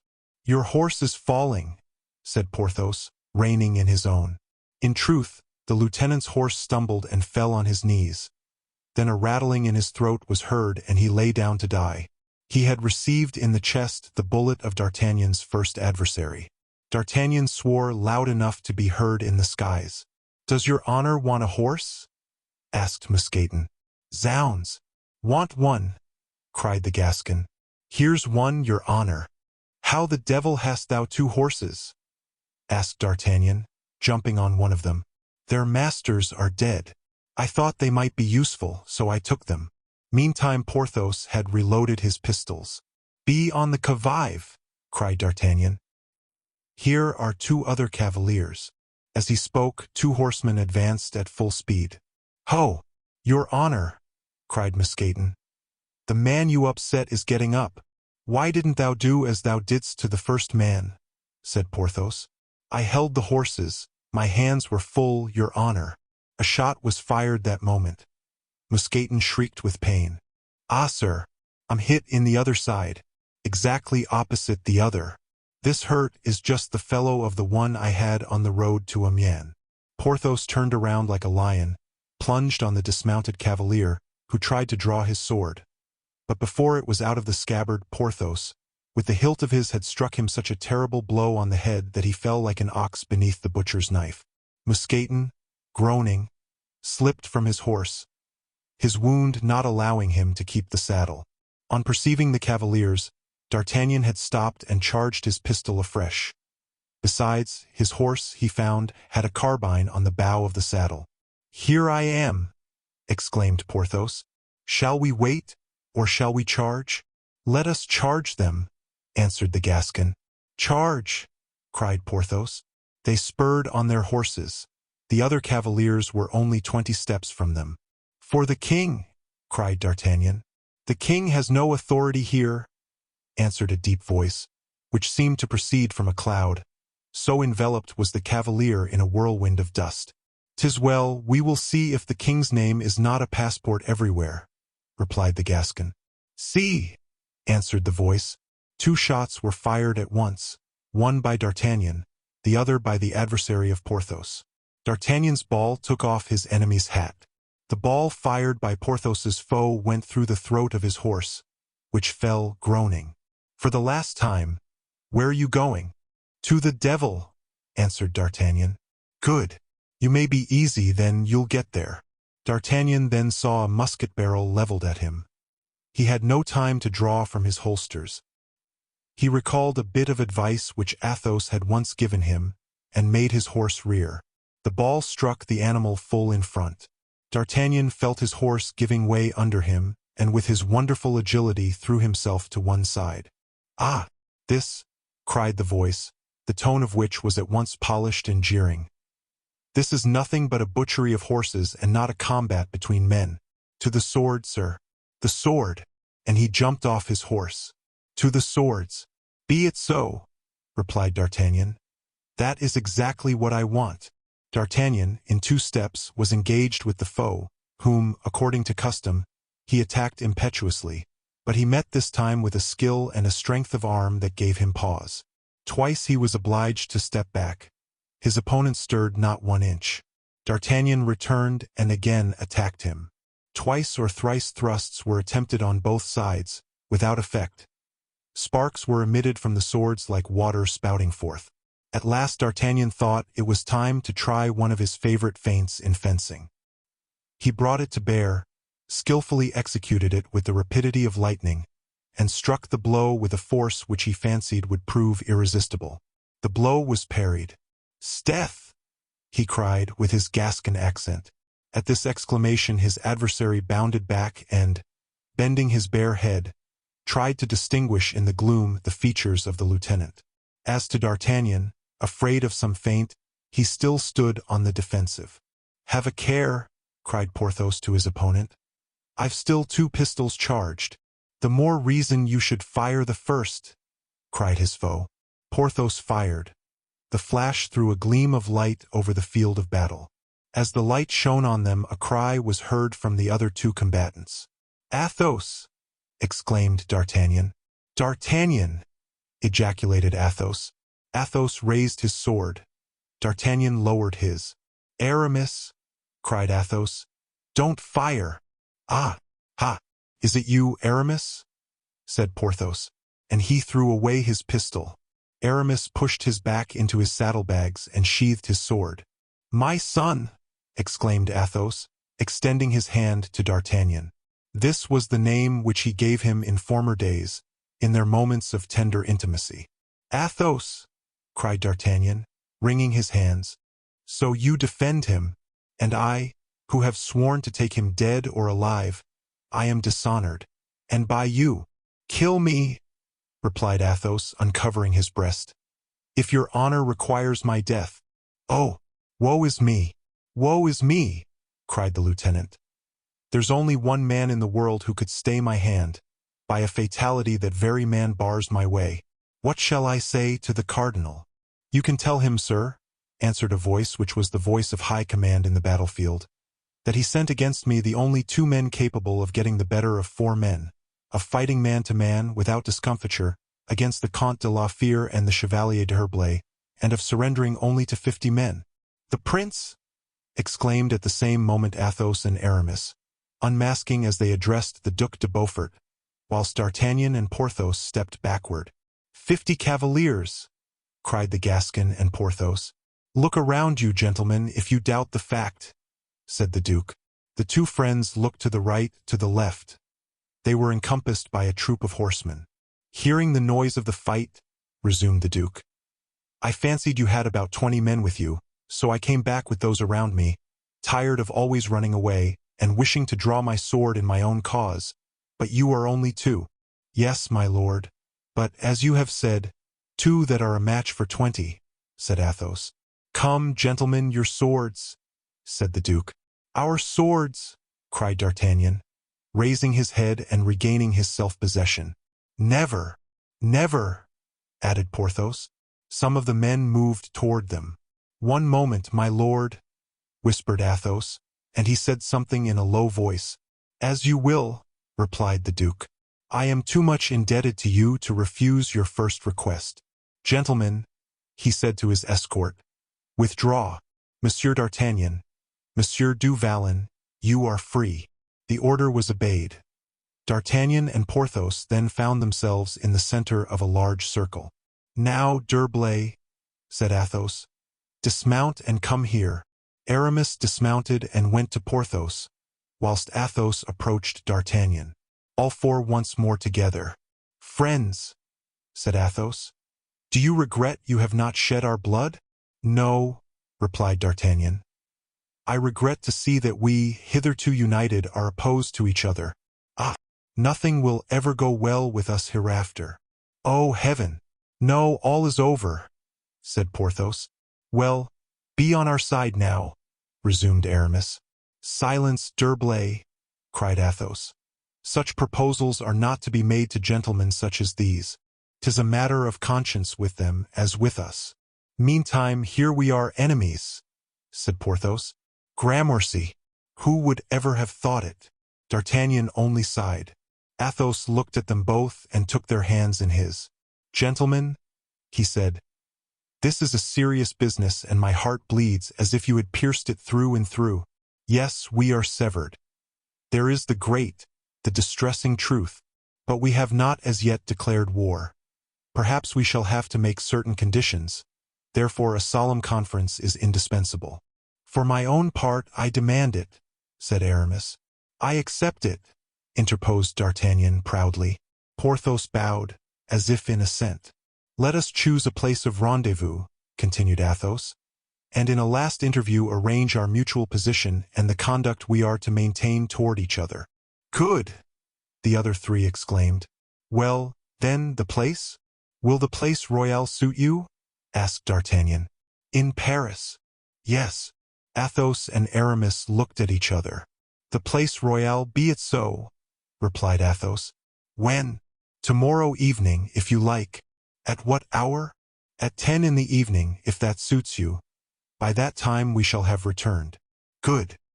There, continued Athos, either peace or war will be decided. Honor, at all events, will be maintained. Alas, murmured D'Artagnan, our honor as soldiers is lost to us forever. D'Artagnan, said Athos gravely, I assure you that you do me wrong in dwelling so upon that. What I think of is that we have crossed swords as enemies. Yes, he continued, sadly shaking his head. Yes, it is as you said, misfortune indeed has overtaken us. Come, Aramis. And we, Porthos, said D'Artagnan, will return, carrying our shame to the cardinal. And tell him, cried a voice, that I am not too old yet for a man of action. D'Artagnan recognized the voice of de Rochefort. Can I do anything for you, gentlemen? Asked the Duke. Bear witness that we have done all that we could. That shall be testified to, rest assured. Adieu. We shall meet soon, I trust, in Paris, where you shall have your revenge. The Duke, as he spoke, kissed his hand, spurred his horse into a gallop and disappeared, followed by his troop, who were soon lost in distance and darkness. D'Artagnan and Porthos were now alone with a man who held by the bridles two horses. They thought it was Mousqueton and went up to him. What do I see? Cried the lieutenant. Grimaud, is it thou? Grimaud signified that he was not mistaken. And whose horses are these? Cried D'Artagnan. Who has given them to us? Said Porthos. The Comte de la Fere. Athos, Athos, muttered D'Artagnan. You think of everyone. You are indeed a nobleman. Whither art thou going, Grimaud? To join the Vicomte de Bragelonne in Flanders, your honor. They were taking the road toward Paris, when groans, which seemed to proceed from a ditch, attracted their attention. What is that? Asked D'Artagnan. It is I, Mousqueton, said a mournful voice, whilst a sort of shadow arose out of the side of the road. Porthos ran to him. Art thou dangerously wounded, my dear Mousqueton? He said. No, sir, but I am severely. What can we do? Said D'Artagnan. We must return to Paris. I will take care of Mousqueton, said Grimaud, and he gave his arm to his old comrade, whose eyes were full of tears, nor could Grimaud tell whether the tears were caused by wounds or by the pleasure of seeing him again. D'Artagnan and Porthos went on, meantime, to Paris. They were passed by a sort of courier, covered with dust, the bearer of a letter from the Duke to the Cardinal, giving testimony to the valor of D'Artagnan and Porthos. Mazarin had passed a very bad night when this letter was brought to him, announcing that the Duke was free and that he would henceforth raise up mortal strife against him. What consoles me, said the Cardinal after reading the letter, is that, at least in this chase, D'Artagnan has done me one good turn. He has destroyed Broussel. This Gascon is a precious fellow. Even his misadventures are of use.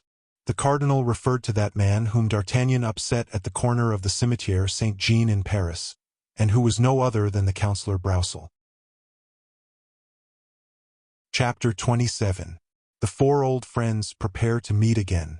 Well, said Porthos, seated in the courtyard of the Hôtel de la Chevrette, to D'Artagnan, who, with a long and melancholy face, had returned from the Palais Royal. Did he receive you ungraciously, my dear friend?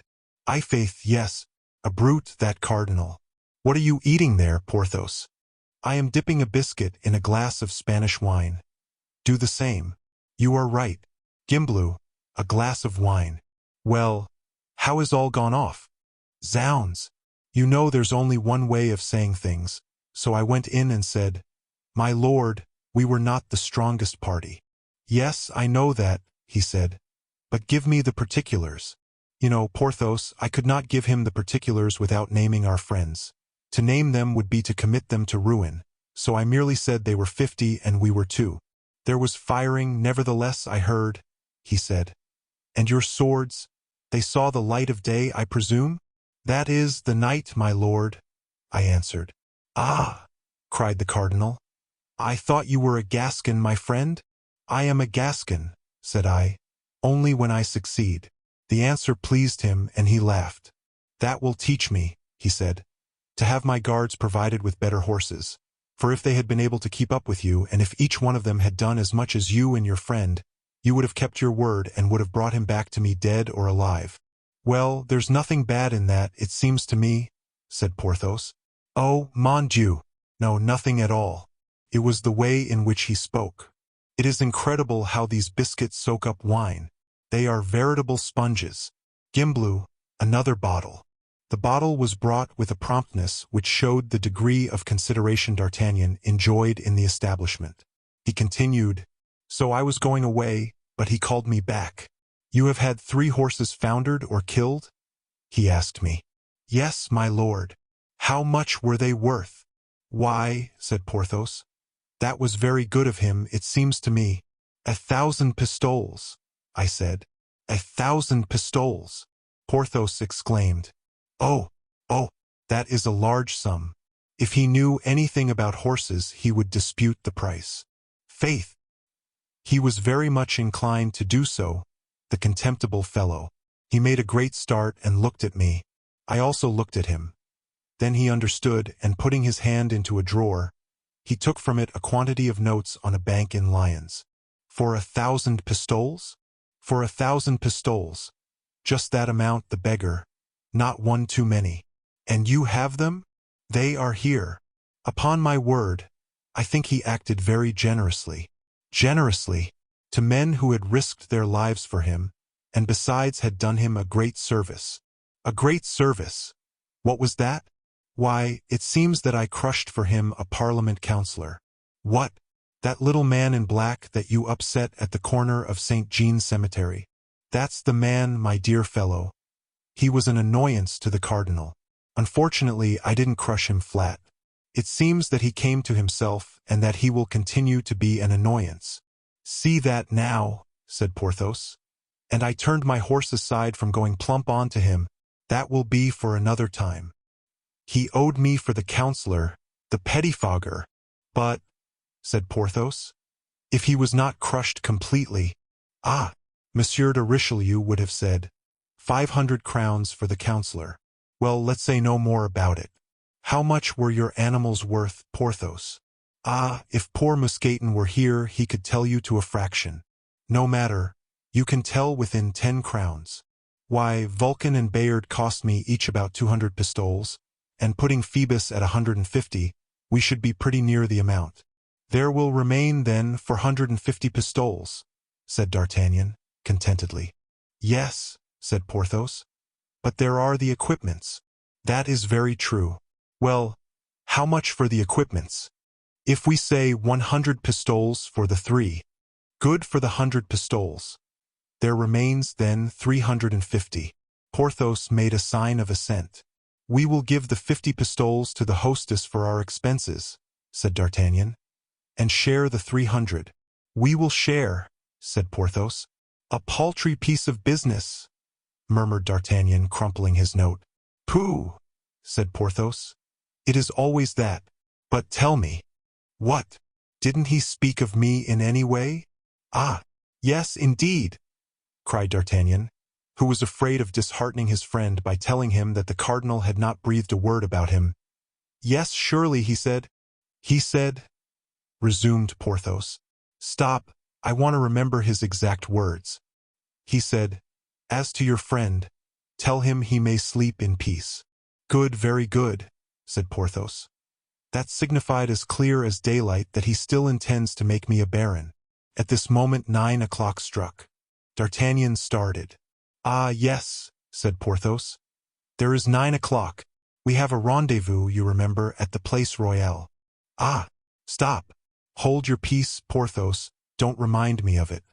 'Tis that which has made me so cross since yesterday. I shall not go." "Why?" asked Porthos. "Because it is a grievous thing for me to meet again those two men who caused the failure of our enterprise." "And yet," said Porthos, "neither of them had any advantage over us. I still had a loaded pistol, and you were in full fight, sword in hand." "Yes," said D'Artagnan. "But what if this rendezvous had some hidden purpose?" "Oh," said Porthos, "you can't think that, D'Artagnan." D'Artagnan did not believe Athos to be capable of a deception, but he sought an excuse for not going to the rendezvous. "We must go," said the superb lord of Bracieux, "lest they should say we were afraid. We who have faced 50 foes on the high road can well meet 2 in the Place Royale." "Yes, yes, but they took part with the princes without apprising us of it. Athos and Aramis have played a game with me which alarms me. We discovered yesterday the truth. What is the use of going today to learn something else?" "You really have some distrust, then?" said Porthos. "Of Aramis, yes, since he has become an abbé. You can't imagine, my dear fellow, the sort of man he is. He sees us on the road which leads him to a bishopric, and perhaps will not be sorry to get us out of his way." "Ah, as regards Aramis, that is another thing," said Porthos. "And it wouldn't surprise me at all. Perhaps Monsieur de Beaufort will try, in his turn, to lay hands on us." "Nonsense! He had us in his power, and he let us go. Besides, we can be on our guard. Let us take arms. Let Planchet post himself behind us with his carbine." "Planchet is a frondeur," answered D'Artagnan. "Devil take these civil wars. One can no more now reckon on one's friends than on one's footmen," said Porthos. "Ah, if Mousqueton were here! There's a fellow who will never desert me, so long as you are rich. Ah, my friend, 'tis not civil war that disunites us. It is that we are each of us 20 years older. It is that the honest emotions of youth have given place to suggestions of interest, whispers of ambition, counsels of selfishness. Yes, you are right. Let us go, Porthos, but let us go well armed. Were we not to keep the rendezvous, they would declare we were afraid. Halloo! Planchet, here, saddle our horses. Take your carbine. Whom are we going to attack, sir? No one. A mere matter of precaution, answered the Gascon. You know, sir, that they wished to murder that good counsellor Broussel, the father of the people? Really, did they? Said D'Artagnan. Yes, but he has been avenged. He was carried home in the arms of the people. His house has been full ever since. He has received visits from the coadjutor, from Madame de Longueville, and the Prince de Conti. Madame de Chevreuse and Madame de Vendôme have left their names at his door. And now, whenever he wishes— Well, whenever he wishes? Planchet began to sing. Un vent de fronde. C'est livre si matin. Je crois tu es grand. Contre le Mazarin. Un vent de fronde. C'est livre si matin. It doesn't surprise me, said D'Artagnan in a low tone to Porthos. That Mazarin would have been much better satisfied had I crushed the life out of his counselor. You understand, then, monsieur, resumed Planchet, that if it were for some enterprise like that undertaken against Monsieur Broussel that you should ask me to take my carbine. No, don't be alarmed. But where did you get all these details? From a good source, sir. I heard it from Fouquet. From Fouquet? I know that name. A son of Monsieur de Broussel's servant, and a lad that, I promise you, in a revolt will not give away his share to the dogs. Is he not a singing boy at Notre Dame? asked D'Artagnan. Yes, that is the very boy. He's patronized by Bazin. Ah, yes, I know. Of what importance is this little reptile to you? Asked Porthos. Gad, replied D'Artagnan. He has already given me good information, and he may do the same again. Whilst all this was going on, Athos and Aramis were entering Paris by the Faubourg Saint-Antoine. They had taken some refreshment on the road and hastened on, that they might not fail at the appointed place. Bazin was their only attendant, for Grimaud had stayed behind to take care of Mousqueton. As they were passing onward, Athos proposed that they should lay aside their arms and military costume, and assume a dress more suited to the city. "Oh, no, dear Count," cried Aramis. "Is it not a warlike encounter that we are going to?" "What do you mean, Aramis?" "That the Place Royale is the termination to the main road to Vendemois, and nothing else." "What? Our friends are become our most dangerous enemies, Athos. Let us be on our guard." "Oh, my dear D'Herblay, who can say whether D'Artagnan may not have betrayed us to the cardinal? Who can tell whether Mazarin may not take advantage of this rendezvous to seize us?" "What, Aramis, you think that D'Artagnan, that Porthos, would lend their hands to such an infamy? Among friends, my dear Athos, no, you are right, but among enemies it would be only a stratagem." Athos crossed his arms and bowed his noble head. "What can you expect, Athos? Men are so made, and we are not always 20 years old. We have cruelly wounded, as you know, that personal pride by which D'Artagnan is blindly governed. He has been beaten. Did you not observe his despair on the journey? As to Porthos, his barony was perhaps dependent on that affair. Well, he found us on his road and will not be barren this time. Perhaps that famous barony will have something to do with our interview this evening. Let us take our precautions, Athos. But suppose they come unarmed? What a disgrace to us."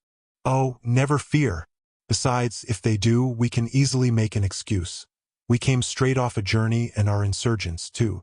"An excuse for us? To meet D'Artagnan with a false excuse? To have to make a false excuse to Porthos? Oh, Aramis," continued Athos, shaking his head mournfully, "upon my soul, you make me the most miserable of men. You disenchant a heart not wholly dead to friendship. Go in whatever guise you choose. For my part, I shall go unarmed." "No, for I will not allow you to do so. 'Tis not one man, not Athos only, not the Comte de la Fere whom you will ruin by this amiable weakness, but a whole party to whom you belong and who depend upon you." "Be it so then," replied Athos sorrowfully, and they pursued their road in mournful silence. Scarcely had they reached by the Rue de la Mule the iron gate of the Place Royale, when they perceived 3 cavaliers, D'Artagnan, Porthos, and Planchet, the 2 former wrapped up in their military cloaks under which their swords were hidden, and Planchet, his musket by his side. They were waiting at the entrance of the Rue Sainte-Catherine, and their horses were fastened to the rings of the arcade. Athos, therefore, commanded Bazin to fasten up his horse and that of Aramis in the same manner. They then advanced 2 and 2, and saluted each other politely. "Now where will it be agreeable to you that we hold our conference?" inquired Aramis, perceiving that people were stopping to look at them, supposing that they were going to engage in one of those far-famed duels still extant in the memory of the Parisians, and especially the inhabitants of the Place Royale. "The gate is shut," said Aramis. "But if these gentlemen like a cool retreat under the trees and perfect seclusion, I will get the key from the Hôtel de Rohan and we shall be well suited." D'Artagnan darted a look into the obscurity of the place. Porthos ventured to put his head between the railings, to try if his glance could penetrate the gloom. "If you prefer any other place," said Athos in his persuasive voice, "choose for yourselves. This place, if Monsieur D'Herblay can procure the key, is the best that we can have," was the answer. Aramis went off at once, begging Athos not to remain alone within reach of D'Artagnan and Porthos. A piece of advice which was received with a contemptuous smile. Aramis returned soon with a man from the Hôtel de Rohan, who was saying to him, "You swear, sir, that it is not so? Stop." And Aramis gave him a louis d'or. "Ah, you will not swear, my master?" said the concierge, shaking his head. "Well, one can never say what may happen. At present we and these gentlemen are excellent friends. Yes, certainly, added Athos and the other two. D'Artagnan had heard the conversation and had understood it. You see, he said to Porthos. What do I see? That he wouldn't swear. Swear what? That man wanted Aramis to swear that we are not going to the Place Royale to fight. And Aramis wouldn't swear? No. Attention, then. Athos did not lose sight of the two speakers. Aramis opened the gate and faced around in order that D'Artagnan and Porthos might enter. In passing through the gate, the hilt of the lieutenant's sword was caught in the grating and he was obliged to pull off his cloak. In doing so he showed the butt end of his pistols and a ray of the moon was reflected on the shining metal. Do you see? Whispered Aramis to Athos, touching his shoulder with one hand and pointing with the other to the arms which the Gascon wore under his belt. Alas, I do, replied Athos with a deep sigh. He entered third, and Aramis, who shut the gate after him, last. The two serving men waited without, but as if they likewise mistrusted each other, they kept their respective distances. Chapter 28. The Place Royale. They proceeded silently to the center of the place, but as at this very moment the moon had just emerged from behind a cloud, they thought they might be observed if they remained on that spot and therefore regained the shade of the lime trees. There were benches here and there. The four gentlemen stopped near them. At a sign from Athos, Porthos and D'Artagnan sat down. The two others stood in front of them. After a few minutes of silent embarrassment, Athos spoke. Gentlemen, he said, our presence here is the best proof of former friendship. Not one of us has failed the others at this rendezvous. Not one has, therefore, to reproach himself. Hear me, Count, replied D'Artagnan. Instead of making compliments to each other, let us explain our conduct to each other, like men of right and honest hearts. I wish for nothing more.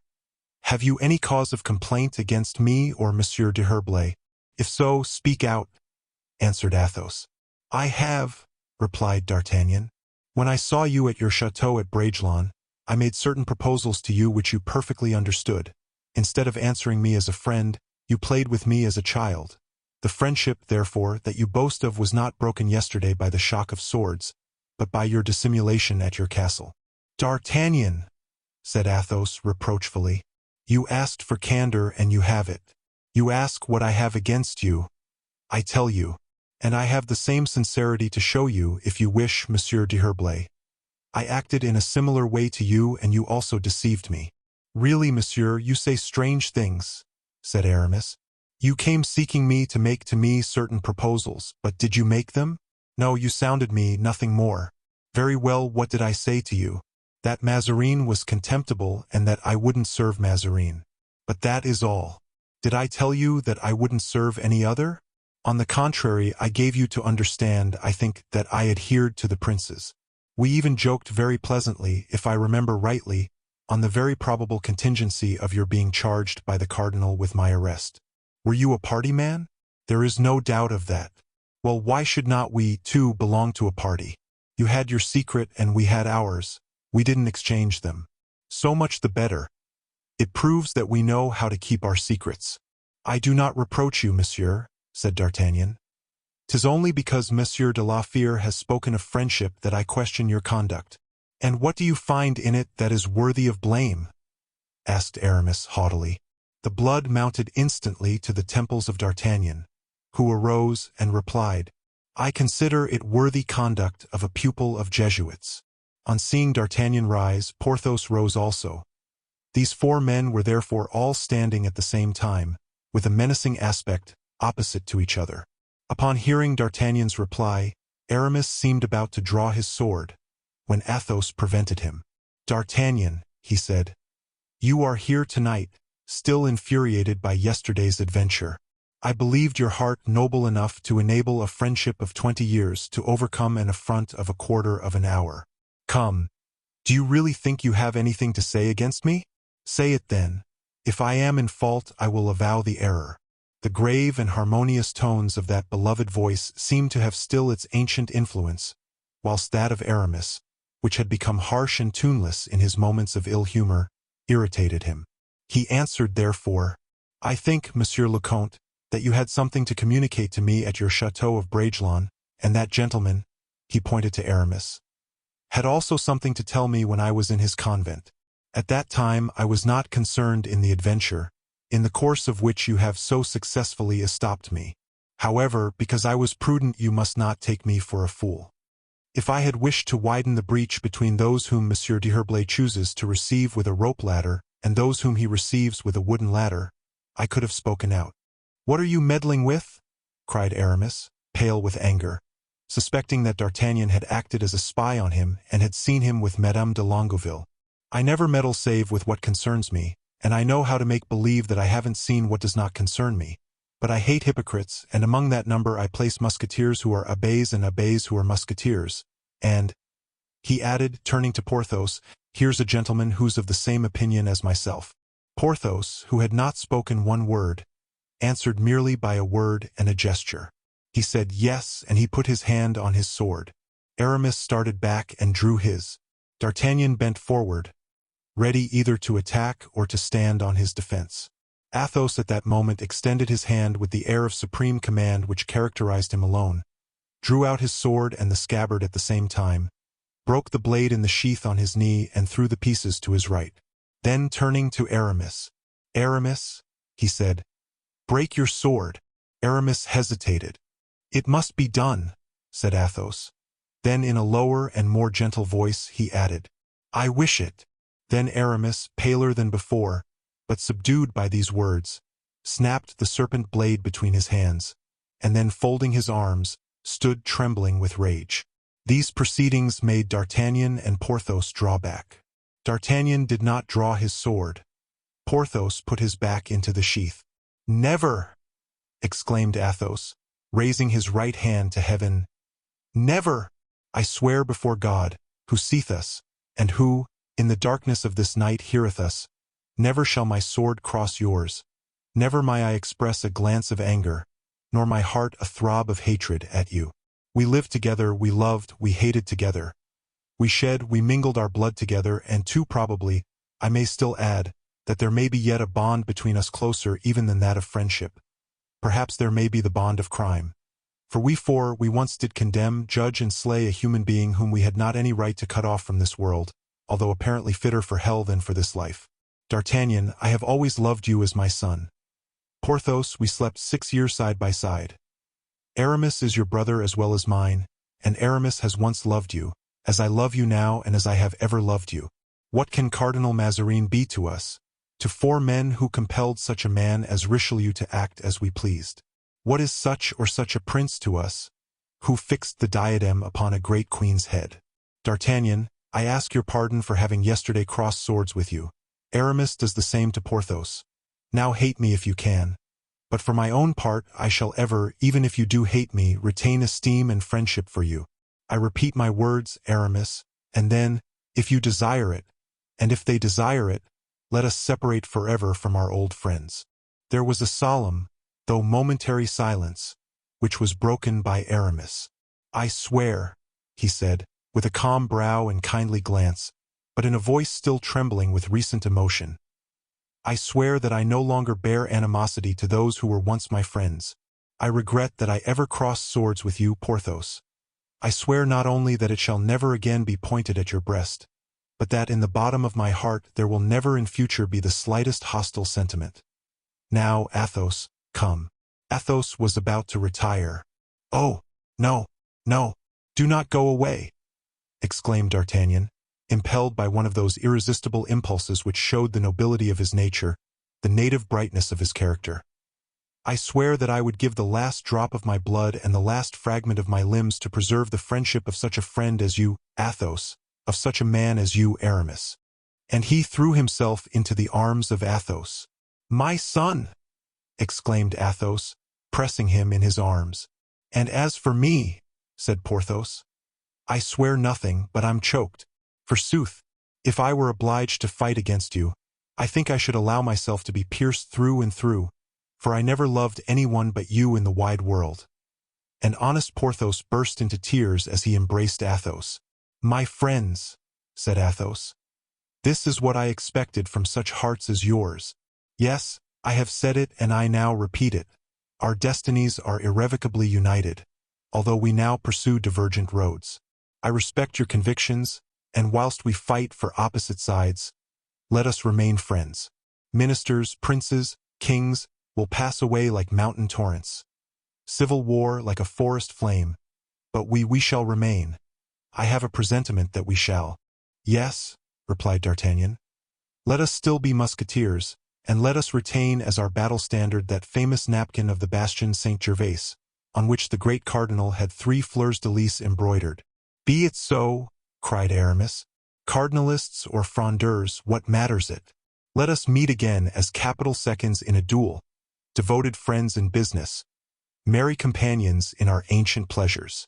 And whenever, added Athos, we meet in battle at this word, place royale, let us put our swords into our left hands and shake hands with the right, even in the very lust and music of the hottest carnage. You speak charmingly, said Porthos, and are the first of men, added D'Artagnan. You excel us all. Athos smiled with ineffable pleasure. 'Tis then all settled. Gentlemen, your hands. Are we not pretty good Christians? Egad, said D'Artagnan. By heaven, yes. We should be so on this occasion, if only to be faithful to our oath, said Aramis. Ah, I'm ready to do what you will, cried Porthos. Even to swear by Mahomet. Devil take me if I've ever been so happy as at this moment. And he wiped his eyes, still moist. Has not one of you a cross? Asked Athos.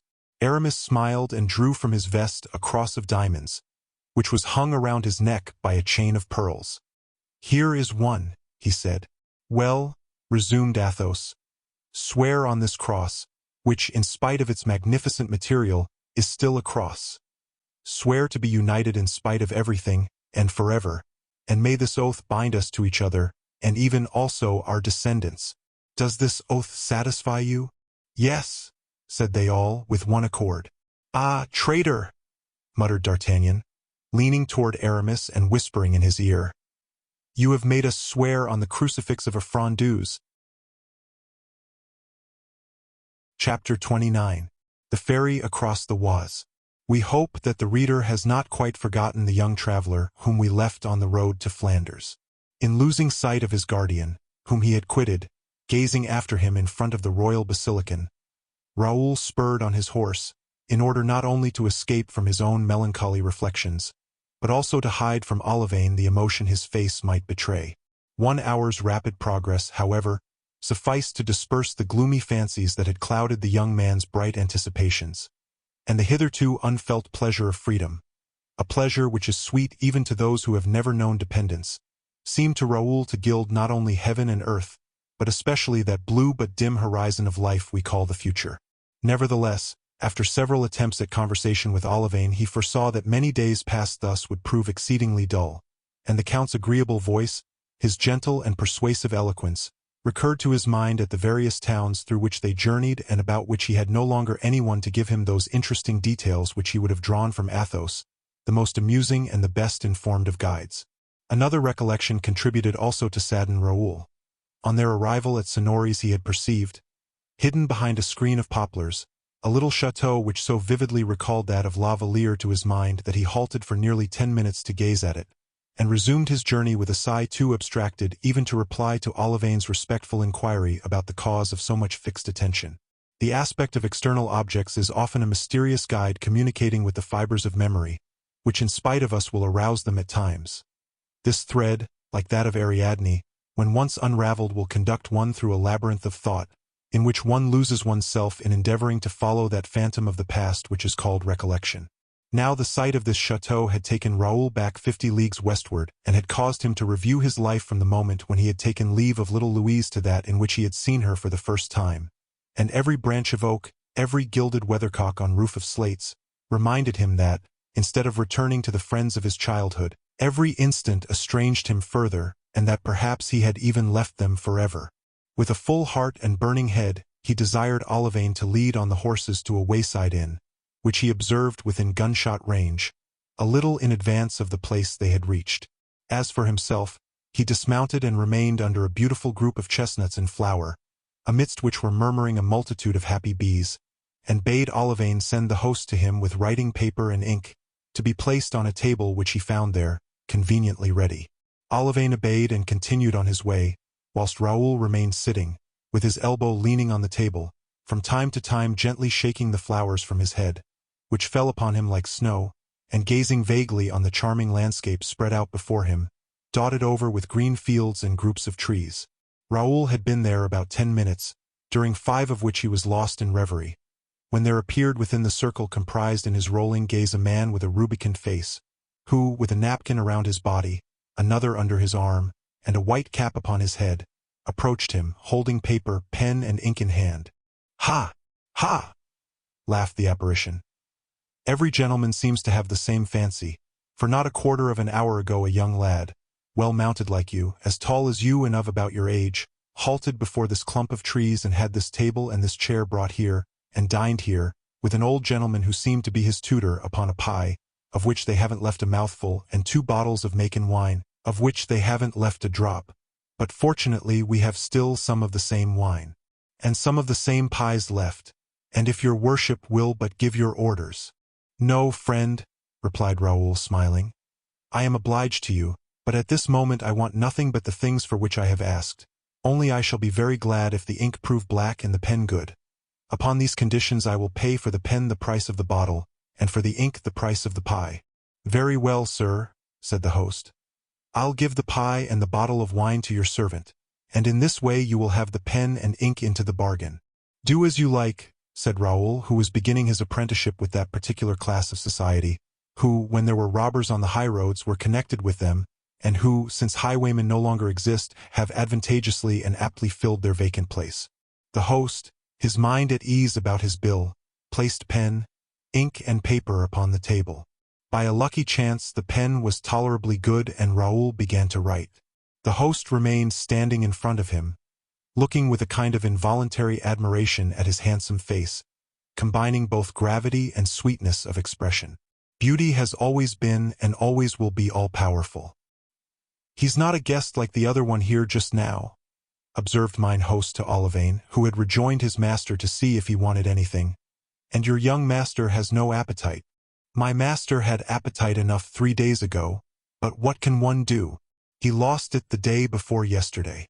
And Olivain and the host took their way together toward the inn, Olivain, according to the custom of serving men well pleased with their place, relating to the tavern-keeper all that he could say in favor of the young gentleman, whilst Raoul wrote on thus: "Sir, after a 4 hours' march I stop to write to you, for I miss you every moment, and I am always on the point of turning my head as if to reply when you speak to me. I was so bewildered by your departure and so overcome with grief at our separation, that I am sure I was able to but very feebly express all the affection and gratitude I feel toward you. You will forgive me, sir, for your heart is of such a generous nature that you can well understand all that has passed in mine. I entreat you to write to me, for you form a part of my existence, and, if I may venture to tell you so, I also feel anxious. It seemed to me as if you were yourself preparing for some dangerous undertaking, about which I did not dare to question you, since you told me nothing. I have, therefore, as you see, great need of hearing from you. Now that you are no longer beside me, I am afraid every moment of erring. You sustained me powerfully, sir, and I protest to you that today I feel very lonely. Will you have the goodness, sir, should you receive news from Blois, to send me a few lines about my little friend Mademoiselle de la Valliere, about whose health, when we left, so much anxiety was felt? You can understand, honored and dear guardian, how precious and indispensable to me is the remembrance of the years that I have passed with you. I hope that you will sometimes, too, think of me, and if at certain hours you should miss me, if you should feel any slight regret at my absence, I shall be overwhelmed with joy at the thought that you appreciate my affection for and my devotion to yourself, and that I have been able to prove them to you whilst I had the happiness of living with you." After finishing this letter, Raoul felt more composed. He looked well around him to see if Olivain and the host might not be watching him, whilst he impressed a kiss upon the paper, a mute and touching caress, which the heart of Athos might well divine on opening the letter. During this time Olivain had finished his bottle and eaten his pie. The horses were also refreshed. Raoul motioned to the host to approach, threw a crown upon the table, mounted his horse, and posted his letter at Senlis. The rest that had been thus afforded to men and horses enabled them to continue their journey at a good round pace. At Verberie, Raoul desired Olivain to make some inquiry about the young man who was preceding them. He had been observed to pass only 3/4 of an hour previously, but he was well mounted, as the tavern-keeper had already said, and rode at a rapid pace. "Let us try and overtake this gentleman," said Raoul to Olivain. "Like ourselves, he is on his way to join the army and may prove agreeable company." It was about 4 o'clock in the afternoon when Raoul arrived at Compiègne. There he dined heartily and again inquired about the young gentleman who was in advance of them. He had stopped, like Raoul, at the Hotel of the Bell and Bottle, the best at Compiègne, and had started again on his journey, saying that he should sleep at Noyon. "Well, let us sleep at Noyon," said Raoul. "Sir," replied Olivain respectfully, "allow me to remark that we have already much fatigued the horses this morning. I think it would be well to sleep here and to start again very early tomorrow. 18 leagues is enough for the first stage." "The Comte de la Fère wished me to hasten on," replied Raoul, "that I might rejoin the prince on the morning of the 4th day. Let us push on, then, to Noyon. It will be a stage similar to those we traveled from Blois to Paris. We shall arrive at 8 o'clock. The horses will have a long night's rest, and at 5 o'clock tomorrow morning we can be again on the road." Olivain dared offer no opposition to this determination, but he followed his master, grumbling. Go on," said he between his teeth. "Expend your ardor the first day. Tomorrow, instead of journeying 20 leagues, you will travel 10, the day after tomorrow 5, and in 3 days you will be in bed. There you must rest. Young people are such braggarts." It was easy to see that Olivain had not been taught in the school of the Planchets and the Grimauds. Raoul really felt tired, but he was desirous of testing his strength, and, brought up in the principles of Athos and certain of having heard him speak 1,000 times of stages of 25 leagues, he did not wish to fall far short of his model. D'Artagnan, that man of iron, who seemed to be made of nerve and muscle only, had struck him with admiration. Therefore, in spite of Olivain's remarks, he continued to urge his steed more and more, and following a pleasant little path, leading to a ferry, and which he had been assured shortened the journey by the distance of 1 league, he arrived at the summit of a hill and perceived the river flowing before him. A little troop of men on horseback were waiting on the edge of the stream, ready to embark. Raoul did not doubt this was the gentleman and his escort. He called out to him, but they were too distant to be heard. Then, in spite of the weariness of his beast, he made it gallop, but the rising ground soon deprived him of all sight of the travelers, and when he had again attained a new height, the ferryboat had left the shore and was making for the opposite bank.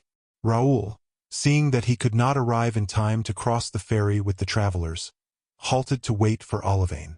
At this moment a shriek was heard that seemed to come from the river.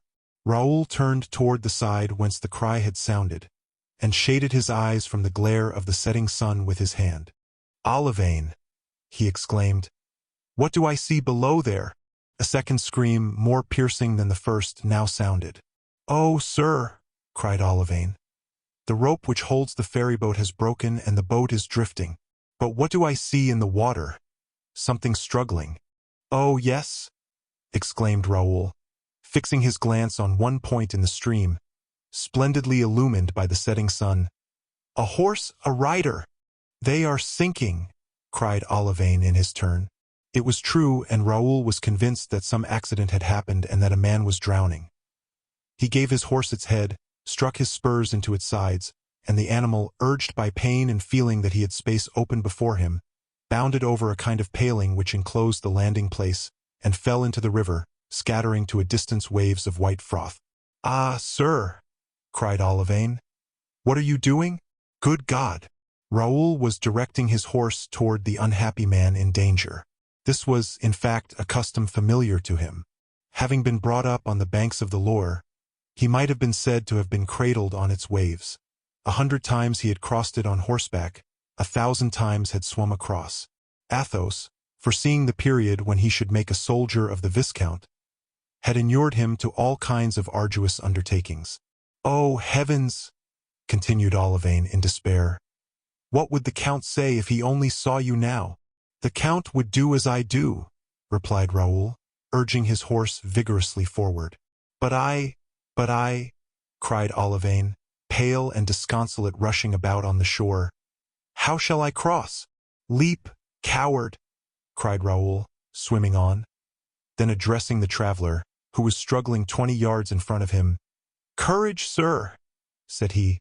"Courage! We are coming to your aid." Olivain advanced, retired, then made his horse rear, turned it, and then, struck to the core by shame, leaped as Raoul had done, only repeating, "I am a dead man. We are lost." In the meantime, the ferryboat had floated away, carried down by the stream, and the shrieks of those whom it contained resounded more and more.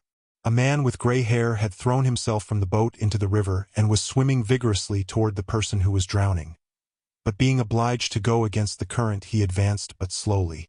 Raoul continued his way and was visibly gaining ground. But the horse and its rider, of whom he did not lose sight, were evidently sinking. The nostrils of the horse were no longer above water, and the rider, who had lost the reins in struggling, fell with his head back and his arms extended. One moment longer and all would disappear. "Courage!" cried Raoul. "Courage!" "Too late!" murmured the young man. "Too late!" The water closed above his head and stifled his voice. Raoul sprang from his horse, to which he left the charge of its own preservation, and in 3 or 4 strokes was at the gentleman's side. He seized the horse at once by the curb and raised its head above water. The animal began to breathe again and, as if he comprehended that they had come to his aid, redoubled his efforts. Raoul at the same time seized one of the young man's hands and placed it on the mane, which it grasped with the tenacity of a drowning man. Thus, sure that the rider would not release his hold, Raoul now only directed his attention to the horse, which he guided to the opposite bank, helping it to cut through the water and encouraging it with words. All at once the horse stumbled against a ridge and then placed its foot on the sand. "Saved!" exclaimed the man with gray hair, who also touched bottom. "Saved!" mechanically repeated the young gentleman, releasing the mane and sliding from the saddle into Raoul's arms. Raoul was but 10 yards from the shore. There he bore the fainting man, and laying him down upon the grass, unfastened the buttons of his collar and unhooked his doublet. A moment later the gray-headed man was beside him. Olivain managed in his turn to land, after crossing himself repeatedly, and the people in the ferryboat guided themselves as well as they were able toward the bank, with the aid of a pole which chanced to be in the boat.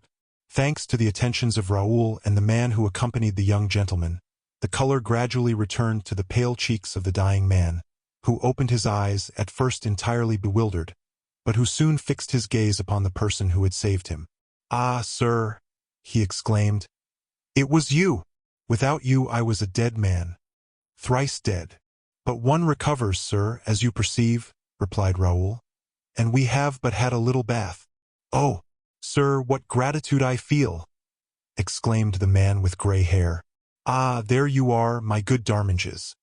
I have given you a great fright, have I not? But it is your own fault. You were my tutor. Why did you not teach me to swim?" "Oh, Monsieur le Comte," replied the old man, "had any misfortune happened to you, I should never have dared to show myself to the marshal again." "But how did the accident happen?" asked Raoul. "Oh, sir, in the most natural way possible," replied he to whom they had given the title of Count. "We were about 1/3 of the way across the river when the cord of the ferryboat broke. Alarmed by the cries and gestures of the boatmen, my horse sprang into the water.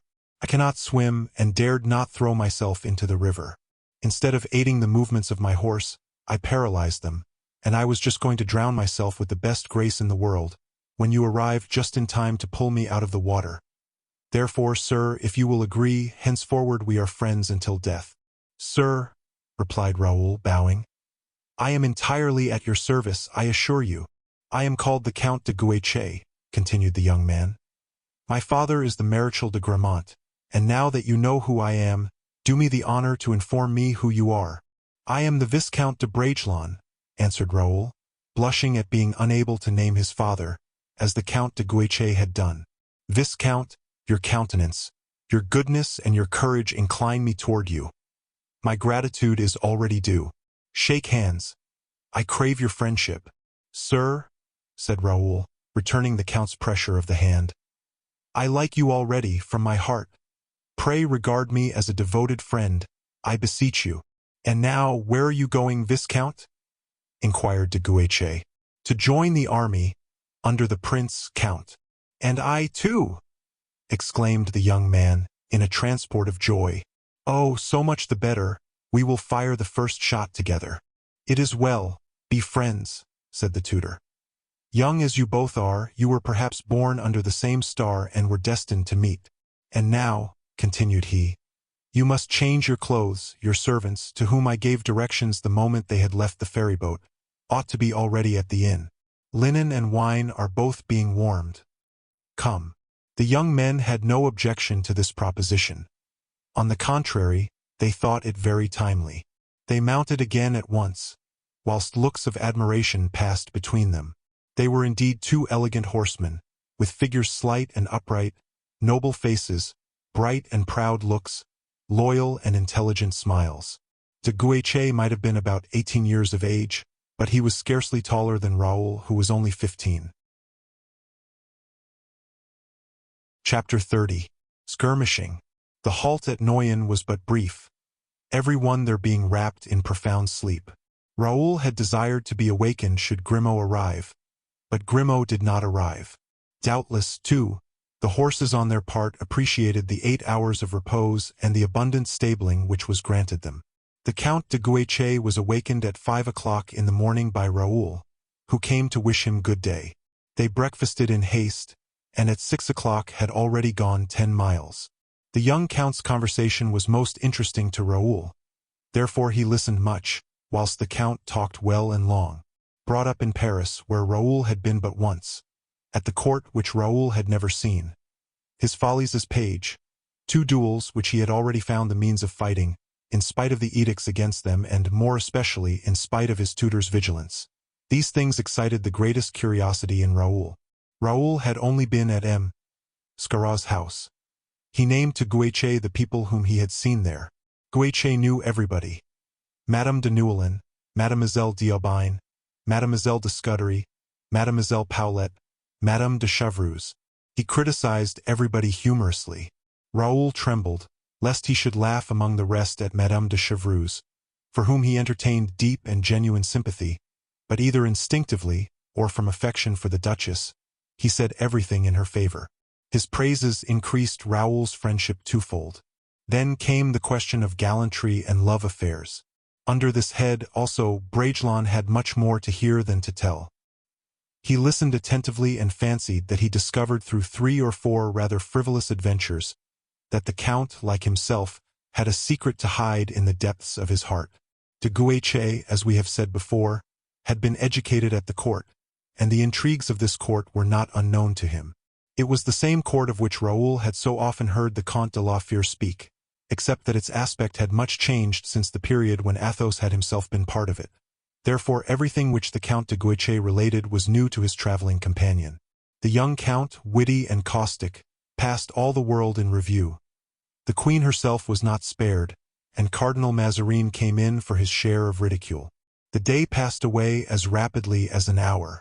The Count's tutor, a man of the world and a bon vivant, up to his eyes in learning, as his pupil described him, often recalled the profound erudition, the witty and caustic satire of Athos to Raoul. But as regarded grace, delicacy, and nobility of external appearance, no one in these points was to be compared to the Comte de la Fère. The horses, which were more kindly used than on the previous day, stopped at Arras at 4 o'clock in the evening. They were approaching the scene of war, and as bands of Spaniards sometimes took advantage of the night to make expeditions even as far as the neighborhood of Arras, they determined to remain in the town until the morrow. The French army held all between Pont-et-Marc as far as Valenciennes, falling back upon Douai. The prince was said to be in person at Bethune. The enemy's army extended from Castle to Courtrai, and as there was no species of violence or pillage it did not commit, the poor people on the frontier quitted their isolated dwellings and fled for refuge into the strong cities which held out a shelter to them. Arras was encumbered with fugitives. An approaching battle was much spoken of, the prince having maneuvered, until that movement, only in order to await a reinforcement that had just reached him. The young men congratulated themselves on having arrived so opportunely. The evening was employed in discussing the war. The grooms polished their arms.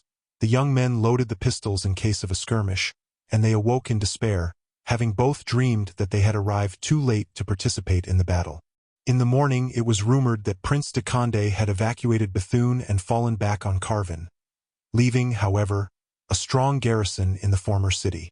But as there was nothing positively certain in this report, the young warriors decided to continue their way toward Bethune, free on the road to diverge to the right and march to Carvin if necessary. The Count's tutor was well acquainted with the country. He consequently proposed to take a crossroad, which lay between that of Lens and that of Bethune. They obtained information at Ablain, and a statement of their route was left for Grimaud. About 7 o'clock in the morning they set out. De Guiche, who was young and impulsive, said to Raoul, "Here we are, 3 masters and 3 servants. Our valets are well armed, and yours seems to be tough enough." "I have never seen him put to the test," replied Raoul. "But he is a Breton, which promises something." "Yes, yes," resumed de Guiche. "I am sure he can fire a musket when required. On my side I have 2 sure men, who have been in action with my father. We therefore represent 6 fighting men. If we should meet a little troop of enemies, equal or even superior in number to our own, shall we charge them, Raoul?" "Certainly, sir," replied the Viscount. "Halloa! Young people, stop there," said the tutor, joining in the conversation. "Zounds! How you maneuver my instructions! Count, you seem to forget the orders I received to conduct you safe and sound to His Highness the Prince. Once with the army you may be killed at your good pleasure. But until that time, I warn you that in my capacity of general of the army I shall order a retreat and turn my back on the first redcoat we come across." De Guiche and Raoul glanced at each other, smiling. They arrived at Ablain without accident. There they inquired and learned that the prince had in reality quitted Bethune and stationed himself between Cambria and La Venthie. Therefore, leaving directions at every place for Grimaud, they took a crossroad which conducted the little troop by the bank of a small stream flowing into the Lys. The country was beautiful, intersected by valleys as green as the emerald. Here and there they passed little copses crossing the path which they were following. In anticipation of some ambuscade in each of these little woods, the tutor placed his 2 servants at the head of the band, thus forming the advance guard. Himself and the 2 young men represented the body of the army, whilst Olivain, with his rifle upon his knee and his eyes upon the watch, protected the rear. They had observed for some time before them, on the horizon, a rather thick wood, and when they had arrived at a distance of 100 steps from it, Monsieur d'Armings took his usual precautions and sent on in advance the Count's 2 grooms. The servants had just disappeared under the trees, followed by the tutor, and the young men were laughing and talking about 100 yards off. Olivain was at the same distance in the rear, when suddenly there resounded 5 or 6 musket shots. The tutor cried halt. The young men obeyed, pulling up their steeds, and at the same moment the 2 valets were seen returning at a gallop. The young men, impatient to learn the cause of the firing, spurred on toward the servants. The tutor followed them. "Were you stopped?" eagerly inquired the 2 youths. "No," replied the servants. "It is even probable that we have not been seen. The shots were fired about 100 paces in advance of us, in the thickest part of the wood, and we returned to ask your advice." "My advice is this," said Monsieur d'Armings, "and if needs be, my will that we beat a retreat. There may be an ambuscade concealed in this wood." "Did you see nothing there?" asked the Count. "I thought I saw," said one of the servants, "horsemen dressed in yellow, creeping along the bed of the stream." "That's it," said the tutor. "We have fallen in with a party of Spaniards. Come back, sirs, back." The 2 youths looked at each other, and at this moment a pistol shot and cries for help were heard. Another glance between the young men convinced them both that neither had any wish to go back, and as the tutor had already turned his horse's head, they both spurred forward, Raoul crying, "Follow me, Olivain," and the Count de Guiche, "Follow Urban and Planchet." And before the tutor could recover from his surprise, they had both disappeared into the forest. Whilst they spurred their steeds, they held their pistols ready also. In 5 minutes they arrived at the spot whence the noise had proceeded, and then restraining their horses, they advanced cautiously. "Hush!" whispered de Guiche. "These are cavaliers. Yes, 3 on horseback and 3 who have dismounted. Can you see what they are doing? Yes. They appear to be searching a wounded or dead man. It is some cowardly assassination, said de Guiche. They are soldiers, though, resumed de Bragelonne. Yes, skirmishers. That is to say, highway robbers. At them, cried Raoul. At them, echoed de Guiche. Oh, gentlemen, gentlemen, in the name of heaven, cried the poor tutor. But he was not listened to, and his cries only served to arouse the attention of the Spaniards. The men on horseback at once rushed at the 2 youths, leaving the 3 others to complete the plunder of the dead or wounded travelers. For on approaching nearer, instead of 1 extended figure, the young men discovered 2. De Guiche fired the first shot at 10 paces and missed his man, and the Spaniard, who had advanced to meet Raoul, aimed in his turn, and Raoul felt a pain in the left arm, similar to that of a blow from a whip. He let off his fire at but 4 paces. Struck in the breast and extending his arms, the Spaniard fell back on the crupper, and the terrified horse, turning around, carried him off. Raoul at this moment perceived the muzzle of a gun pointed at him, and remembering the recommendation of Athos, he, with the rapidity of lightning, made his horse rear as the shot was fired. His horse bounded to one side, losing its footing, and fell, entangling Raoul's leg under its body. The Spaniard sprang forward and seized the gun by its muzzle, in order to strike Raoul on the head with the butt. In the position in which Raoul lay, unfortunately, he could neither draw his sword from the scabbard, nor his pistols from their holsters. The butt end of the musket hovered over his head, and he could scarcely restrain himself from closing his eyes, when with one bound Guiche reached the Spaniard and placed a pistol at his throat. "Yield!" he cried, "or you are a dead man." The musket fell from the soldier's hands, who yielded on the instant. Guiche summoned one of his grooms, and delivering the prisoner into his charge, with orders to shoot him through the head if he attempted to escape, he leaped from his horse and approached Raoul. "Faith, sir," said Raoul, smiling, although his pallor betrayed the excitement consequent on a first affair, "you are in a great hurry to pay your debts and have not been long under any obligation to me.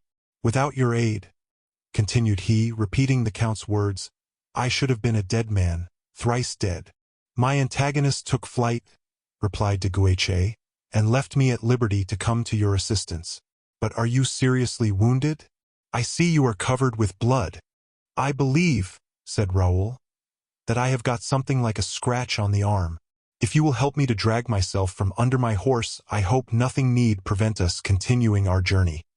Monsieur d'Armings and Olivain had already dismounted and were attempting to raise the struggling horse. At last Raoul succeeded in drawing his foot from the stirrup and his leg from under the animal, and in a second he was on his feet again. "Nothing broken?" asked de Guiche. "Faith, no, thank heaven," replied Raoul. "But what has become of the poor wretches whom these scoundrels were murdering? I fear we arrived too late. They have killed them, I think, and taken flight, carrying off their booty. My servants are examining the bodies. Let us go and see whether they are quite dead, or if they can still be helped," suggested Raoul. "Olivain, we have come into possession of 2 horses, but I have lost my own. Take for yourself the better of the 2 and give me yours." They approached the spot where the unfortunate victims lay.